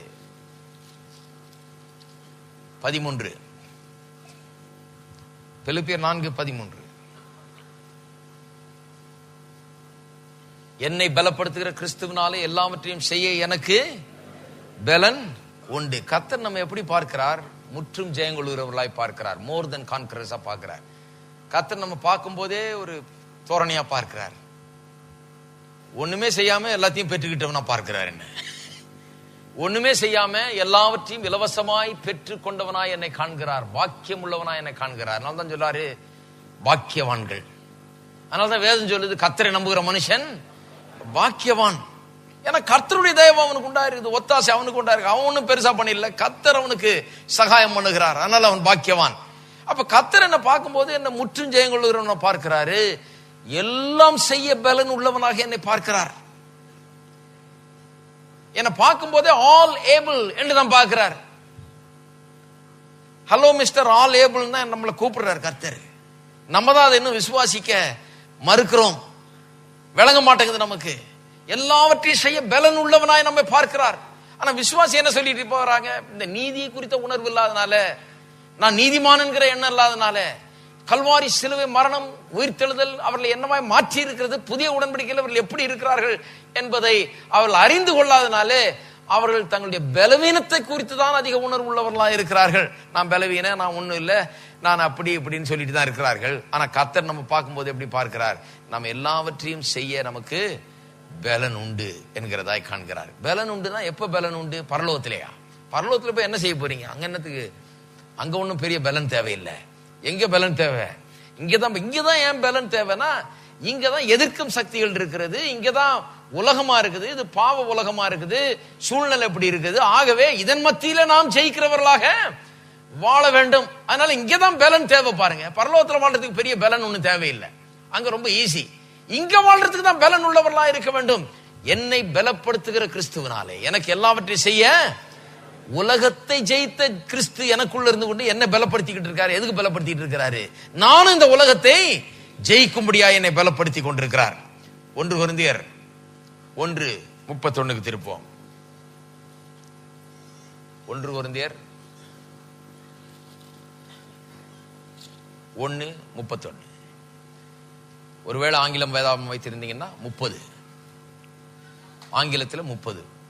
அவரே தேவனால் நமக்கு ஞானமும் நீதியும் பரிசுத்தமும் மீட்பும் ஆனார். கிரைஸ்ட் இஸ் அவர் ரைச்சஸ்னஸ். அவரே நம்முடைய நீதியானார். வெறும் நீதியை கொடுத்தாருன்னு இல்ல, அவரே நம்முடைய நீதியானார்னு சொன்னா, பிதாவானவர் பார்க்கும்போது அவரை தான் பார்க்கிறாரு. நம்முடைய நீதி அவர். எப்போ நீதி ஆனார்? எல்லாம் சொல்லுங்க, நீதி ஆனார். நடந்து முடிஞ்ச காரியத்தை சொல்லி இருக்குது. அவர் நீதியானார், ஞானமானார், பரிசுத்தமானார், மீட்புமானார். ஆனார் அப்படின்னு சொன்னா இட்ஸ் டன், finished. ஏற்கனவே செய்து முடிக்கப்பட்டு விட்டது. ஆகவே நான் சொல்லுகிறேன், இவ்வளவு ஆதாரங்களை கொடுத்த உங்களுக்கு, இவ்வளவு ஆதாரங்களின் அடிப்படையில் சொல்லுகிறேன், நீங்களும் நானும் தேவனுடைய சமூகத்திலே எந்த விதமான குற்ற உணர்வோ, ஆக்கினை தீர்ப்பின் உணர்வோ அல்லது தாழ்வு மனப்பான்மையோ இல்லாமல் நிற்கக்கூடிய திராணியை உடையவர்களாயிருக்கிறோம். அதுதான் நீதி. நான் அப்ப தேவன் முன்பாக நிற்கிறேன்னு சொன்னா, தேவன் முன்பாக வருகிறேன், ஜெபிக்க வருகிறேன், கேட்டுக்கொள்ள வருகிறேன், பெற்றுக்கொள்ள வருகிறேன் சொன்னா, எந்த குற்ற உணர்வோ ஆக்கினை தீர்ப்பின் உணர்வோ அல்லது தாழ்வு மனப்பான்மையோ இல்லாமல் தைரியமாக, என் ஜெபத்துல எந்த தாழ்வு மனப்பான்மை இருக்கக்கூடாது, எந்த விதமான குற்ற உணர்வு இருக்கக்கூடாது, எந்த ஆக்கினை தீர்ப்பின் உணர்வும் இருக்கக்கூடாது. தைரியம் இருக்க வேண்டும். நான் பரிசுத்தம் பிழையற்றவனுமாய் இருக்கிறேன் என்கிற அந்த எண்ணங்கள் இருக்க வேண்டும். அப்படிப்பட்டவனாக தேவன் முன்பாக நிற்கக்கூடிய திராணியை நான் பெற்றிருக்கிறேன். நல்லா கவனிக்க வேண்டும். இந்த முடிவில் இதை சொல்லி முடிச்சிடறேன். ரொம்ப முக்கியம் இது. ஏனென்று சொன்னால், அவர் கல்வாரி சிலுவையில மரித்ததன் மூலமாக நம்முடைய பாவ பிரச்சனையை தீர்த்து நம்மை தேவனுக்கு முன்பாக நிறுத்தக்கூடிய காரியத்தை அவர் சரியாக செய்ய முடியலன்னு சொன்னா, அவர் கல்வாரி சிலுவையில் மரித்ததன் மூலமாக நம்மை பாவங்களை எல்லாம் அகற்றி போட்டு நம்மை தேவனுக்கு முன்பாக தகுதியுள்ளவர்களாய் நிறுத்த முடியலன்னு சொன்னா, அவருடைய ரத்தம், கல்வாரி சிலுவையில் சிந்தப்பட்ட ரத்தம் என்ற பாவங்களை கழுவி அதை போக்கி என்னை தேவன் முன்பாக புதிய மனுஷனாக நிறுத்த முடியாதுன்னு சொன்னா, பிறகு எப்போதான் நான் நிக்க போறேன்? வேற ஏதாவது நடக்க போதா? இதுக்கு மேல ஏதாவது கல்வாரி சிலுவையை விட பெரிய காரியம் ஏதாவது நடக்க போகிறதா? என்னை பரிசுத்தமாக்குவதற்கு, என்னை நீதிமானாக்குவதற்கு, என்னை தகுதியுள்ளவனாக்குவதற்கு கல்வாரி சிலுவையை காட்டிலும் மேன்மையான காரியம் ஒண்ணு நடக்க போகிறதா? நான் சொல்லுகிறேன், கிடையவே கிடையாது. நடந்து முடிந்து விட்டது, அவ்வளவுதான். இதை விட பெரிய காரியம் ஒண்ணு நடக்க போறதில்லை. ஆகவே இயேசுவின் ரத்தம் நம்மை சுத்திகரித்து கழுவி நம்மை புதியவர்கள் ஆக்கி இருக்கிறது, நீதிமான்கள் ஆக்கி இருக்கிறது. அது செய்து முடித்து விட்டது. நான் மரிக்கும் போது நான் வெற்றி உள்ளவன் ஆகிறது அல்ல. பரலோகம் போன பிறகு நான் வெற்றி உள்ளவன் ஆகிறது இல்ல, கிடையாது. என்றால் மரணம் எல்லாம் பிசாசின் மூலமா வந்தது. அதன் மூலமா நான் வெற்றி உள்ள, அதை உபயோகப்படுத்தி தேவன் நம்மை பூரணராக்குகிறது கிடையாது. தேவன் முன்பாக என்னை நிறுத்துவதற்கு கல்வாரி சிலுவை போதும், அங்கே சிந்தப்பட்ட ரத்தம் போதும், அவருடைய மரணம் போதும், அங்கே எனக்காக செய்யப்பட்ட அந்த மீட்பின் கிரியை போதுமானதா இருக்கிறது. அதை தவிர வேற எனக்கு தேவையே கிடையாது. அதை என்னைக்கு செய்தாரோ, செய்து முடித்து விட்டு உயிரோடு எழுந்தாரோ, அன்றைக்கே என்னுடைய நிலை மாறி விட்டது. இதை நாம் தியானிக்க வேண்டும். எல்லாரும் எழுந்து நிற்போம். ஹல்லேலூயா. ஜெபிக்கும் முன்னர் கொஞ்ச நேரம் இதை முன்னால வைங்க, உங்க மனசுக்கு முன்னால. இயேசுவை ஏற்றுக்கொண்டு ரட்சிக்கப்பட்டு விசுவாசிகளா இருக்கிறீர்கள், மறுபடியும் பிறந்தவர்களா இருக்கிறீர்கள் அப்படின்னு சொன்னா, தேவன் முன்பாக நிற்கக்கூடிய ஒரு விசேஷமான தகுதியை பெற்றவர்கள் நீங்கள். சாதாரண தகுதி இல்ல, விசேஷமான தகுதி. உங்களை பார்க்கும் போதே அவர் தம்முடைய குமாரனை பார்க்கிறது போல பார்க்கிறார். உங்களுக்காக எவ்வளவு செய்தவர், எல்லாவற்றையும் செய்வார். செய்யாமல் இருப்பது எப்படி? இதெல்லாம் கண்களுக்கு முன்பாக நிறுத்தி கொஞ்சம் யோசியுங்க, தியானியுங்கள். இது குறித்து கர்த்தரை ஸ்தோத்திரிங்க. அது எது வேணும்னு கேட்கறது கரெக்டா, அப்புறம் பார்த்துக்கலாம். முதல்ல என்ன பண்ணுங்க, ஆண்டவரே உமக்கு ஸ்தோத்திரம், என்னை நீதிமான் ஆக்கினபடியால் உமக்கு ஸ்தோத்திரம், மாசற்றவன் குற்றவற்றவன் ஆக்கினபடியால் உமக்கு ஸ்தோத்திரம். அதை செய்யுங்க முதல்ல. அது ஒரு எக்ஸசைஸ் மாதிரி. நம்ம எல்லாரும் சேர்ந்து சொல்லுவோம். என்ன வார்த்தைகளை சொல்லணும்னே சொல்லலாம். எல்லாரும் சொல்லுவோம். ஒன்னா கைகளை உயர்த்தி நம்ம எல்லாரும் சொல்லுவோம். ஆண்டவரே, என்னை உமக்கு முன்பாக தகுதி உள்ளவனாக நிறுத்தின பெரிய கிருபைக்காக உமக்கு ஸ்தோத்திரம். பாவியாயிருந்த என்னை நீதிமானாக்கி இருக்கிறீர், பிள்ளையாக்கி இருக்கிறீர், ரத்தத்தினால் கழுவி இருக்கிறீர், மாசற்றவனாக குற்றமற்றவனாக பிழையற்றவனாக என்னை தேவனோடு கூட ஒன்று சேர்த்திருக்கிறீர், ஒப்புரமாக்கி இருக்கிறீர். உடைய கிருபை பெரிது. நான் கேட்டதையெல்லாம் பெற்றுக்கொள்ளக்கூடிய நிலையிலே நான் இருக்கிறேன். பிள்ளையாக இருக்கிறேன், குமாரனாக இருக்கிறேன், குமாரத்தியாக இருக்கிறேன். தேவன் என் பட்சத்தில் இருக்கும் போது எனக்கு எதிராக நிற்பவன் யார்? என்னை குற்றம் சாட்டுகிறவன் யார்? நான் தேவனுடைய பிள்ளை. தம்முடைய சொந்த குமாரனையே எனக்காக கொடுத்திருக்கும் போது மற்ற எல்லாவற்றையும், நான் கேட்கிற எல்லாவற்றையும் எனக்கு அருளாதிருப்பது எப்படி? நான் கேட்ட எல்லாவற்றையும் நான் பெற்றுக்கொள்வேன். ஹல்லேலூயா.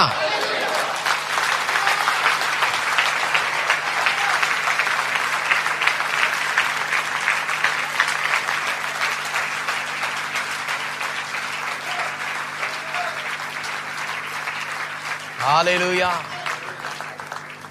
நான் நினைக்கிறதற்கும் நினைக்கிறதற்கும் கேட்கிறதற்கும் மிகவும் அதிகமாய் எனக்கு தேவன் செய்கிறார். ஹல்லேலூயா. Praise God.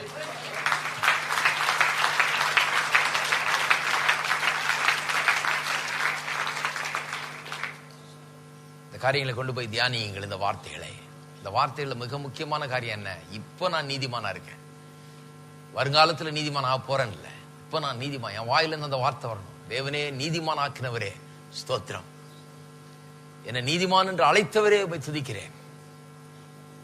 பாவின்னு கதறிட்டு இருக்க கூடாது, அதை விட்டுறணும். பாவின்ற பாட்டை பாடுறது நிறுத்திடணும். அந்த போர்ஷனை மட்டும் பாடாதீங்க. நான் பாடிக்கிட்டே இருப்பேன் சில நேரத்தில் கூட்டங்கள்ல, அந்த வலைன்னு வரும், பேசாம வாய மூட்டு மீதியெல்லாம் பாடுவேன். ஏன்னா என்னால் ஏற்றுக்கொள்ள முடியல, நான் தேவனுடைய பிள்ளை என்று விசுவாசிக்கிறேன். அப்ப அதுக்கு விரோதமா இருக்கிற காரியத்தை நான் சொல்லவே போறதில்லை. எல்லாரும் ஜெபிப்போம். ஹல்லேலூயா. ஸ்தோத்திரம். எங்கள் அன்பின் பிதாவே, கர்த்தராகிய இயேசுவின் நாமத்தில் மண்டியில வருகிறோம். எப்பேற்பட்ட ஸ்லாக்கியம் எங்களுக்கு கொடுக்கப்பட்டிருக்கிறது என்பதை எண்ணி பார்க்கிறோம். சமூகத்தில் வருவதற்கு, நிற்பதற்கு, பெற்றுக்கொள்வதற்கு, கேட்பதற்கு, கர்த்தாவே உம்மோடு உறவாடுவதற்கு, ஐக்கியம் கொள்வதற்கு எங்களுக்கு பாக்கியம் கொடுக்கப்பட்டிருக்கிறதே காமுக்கு ஸ்தோத்திரம். இந்த காலை வேளையில் அதை புரிந்து கொள்ள உள்ளங்கள் திறக்கப்படட்டும், மனக்கண்கள் திறக்கப்படட்டும். கர்த்தாவே, சத்தியத்தை அறிகிற அறிவு உண்டாகட்டும், வெளிச்சம் உண்டாகட்டும். தேவ ஆவியின் மூலமாக இயேசுவின் நாமத்தினால உள்ளங்கள் இதை அறிந்து கொள்ளட்டும். உள்ளங்கள் இதிலே லயிக்கட்டும். கர்த்தாவே, ஆச்சரியத்தினால் மூழ்கட்டும், தேவனை துதிக்கட்டும், ஸ்தோத்திரிக்கட்டும். தாங்கள் பெற்ற இந்த வாக்கியத்தை எண்ணி எண்ணி அவர்கள் மகிழட்டும். கர்த்தாவே, இன்றைக்கு பூராவும் மகிழ்ச்சியின் ஒரு நாளாக இருக்கட்டும். தேவன் என்னை நீதிமானாக்கி இருக்கிறார், நீதிமான் என்று அறிவித்திருக்கிறார். அதை மாற்ற எந்த சக்தியும் இந்த உலகத்தில் கிடையாது. என்னை வலுவாமல் காக்கிறவர், என்னை அப்படியே கொண்டு போய் கடைசி வரை காத்து நிறுத்துகிறவர் அவர் வல்லவர். அவருடைய கரத்தில் நான் இருக்கிறேன் என்பதை மக்கள் எண்ணி பார்க்கட்டும். கர்த்தாவே, ஜெபத்தில் வெற்றி அடையட்டும். ஜெபத்தில் அவருடைய ஃபுல் பொட்டன்ஷியல், அவருடைய என்னவாய் அவர்கள் இருக்க வேண்டுமோ அவ்வளவு முழுமையாக எல்லாவற்றையும் அவர்கள் அடைய வேண்டும் என்று நான் ஜெபிக்கிறேன். கர்த்தாவே, ஸ்தோத்திரம். இந்த உணர்வுகள் ஆட்கொள்ளட்டும், நீதிமான் என்கிற உணர்வு ஆட்கொள்ளட்டும், வழி நடத்தட்டும். அவருடைய ஜெபத்திலே அது காணப்படட்டும். கர்த்தாவே, தகுதியுள்ளவர்கள் என்கிற அடிப்படையில் அவர்கள் ஜெபிக்கட்டும். கேட்டு பெற்றுக்கொள்ள முடியும் என்கிற பெரிதான விசுவாசத்தோடு அவர்கள் கேட்கட்டும், பெற்றுக்கொள்ளட்டும். அற்புதங்களை அவளுடைய வாழ்க்கையில் அனுபவிக்கட்டும். அவள் தேவைகள் எல்லாவற்றையும் சந்திக்கிறபடியால் நமக்கு ஸ்தோத்திரம். ஒவ்வொருவரையும் காண்கிறீர். அவருடைய தேவைகள் எல்லாவற்றையும் சந்திக்க வல்லவர் மட்டுமல்ல, நல்லவர் மட்டுமல்ல. கர்த்தாவே, அப்படி செய்கிறபடியால் நமக்கு ஸ்தோத்திரம். சரீர தேவைகள், பொருளாதார தேவைகள், குடும்ப தேவைகள் இயேசுவின் நாமத்திலே சந்திக்கப்படுவதாக. இயேசுவின் நாமத்திலே குறைகள் நீங்குவதாக.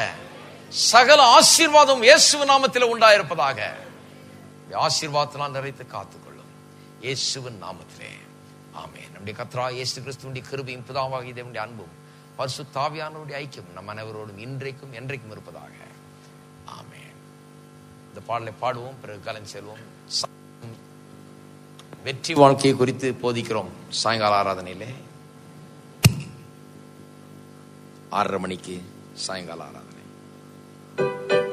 எல்லாரும் சேர்ந்து இந்த பாடலை பாடுவோம், பிறகு கலந்து செல்லலாம். எனக்கு இன்பம் ஏதென கேட்டால் நான் காரணம் சொல்வேன். என் பாவம் நீங்கிற்றே, வம்பன் வந்தென்னை நோக்கி எங்கே நீங்கிற்றென்றான், தெம்பாய் நீங்கிற்றென்பே. அதை கல்வாரியின் ரத்தத்தாலே மூடியாச்சுதே, அவை வான பூமி போல நீங்கிற்றே.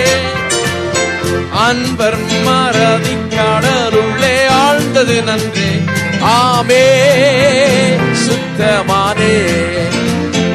அதை கல்வாரியின் ரத்தத்தாலே மூடியாச்சுதே, அவை வான பூமி போல நீங்கிற்றே. அன்பர் மறதி கடலுள்ளே ஆழ்ந்தது நன்றே, ஆமே சுத்தமானே. சாத்தான் என்னிடம் வந்து சந்தேகமூட்டினான், நீ போ நீங்கிற்றென்பே, நீ துன்பத்துள் நாக்கிட்டாய், என் நேசனை மீட்டார். நேசர் சுகம் தந்தார், அதை கல்வாரியின் ரத்தத்தாலே மூடியாச்சுதே. அவை வானம் பூமி போல நீங்கிற்றே, அன்பர் மறதி கடலுள்ளே ஆழ்ந்தது நன்றே. ஆமே சுத்தமானே. கர்த்தர் ஆசீர்வதிப்பார். கல்வாரியின் ரத்தத்தாலே மூடியாச்சுதே, அவை வானம் பூமி போல நீங்கிற்றே, அன்பர் மறதி கடலுள்ளே ஆழ்ந்தது நன்றே. ஆமே சுத்தமானே.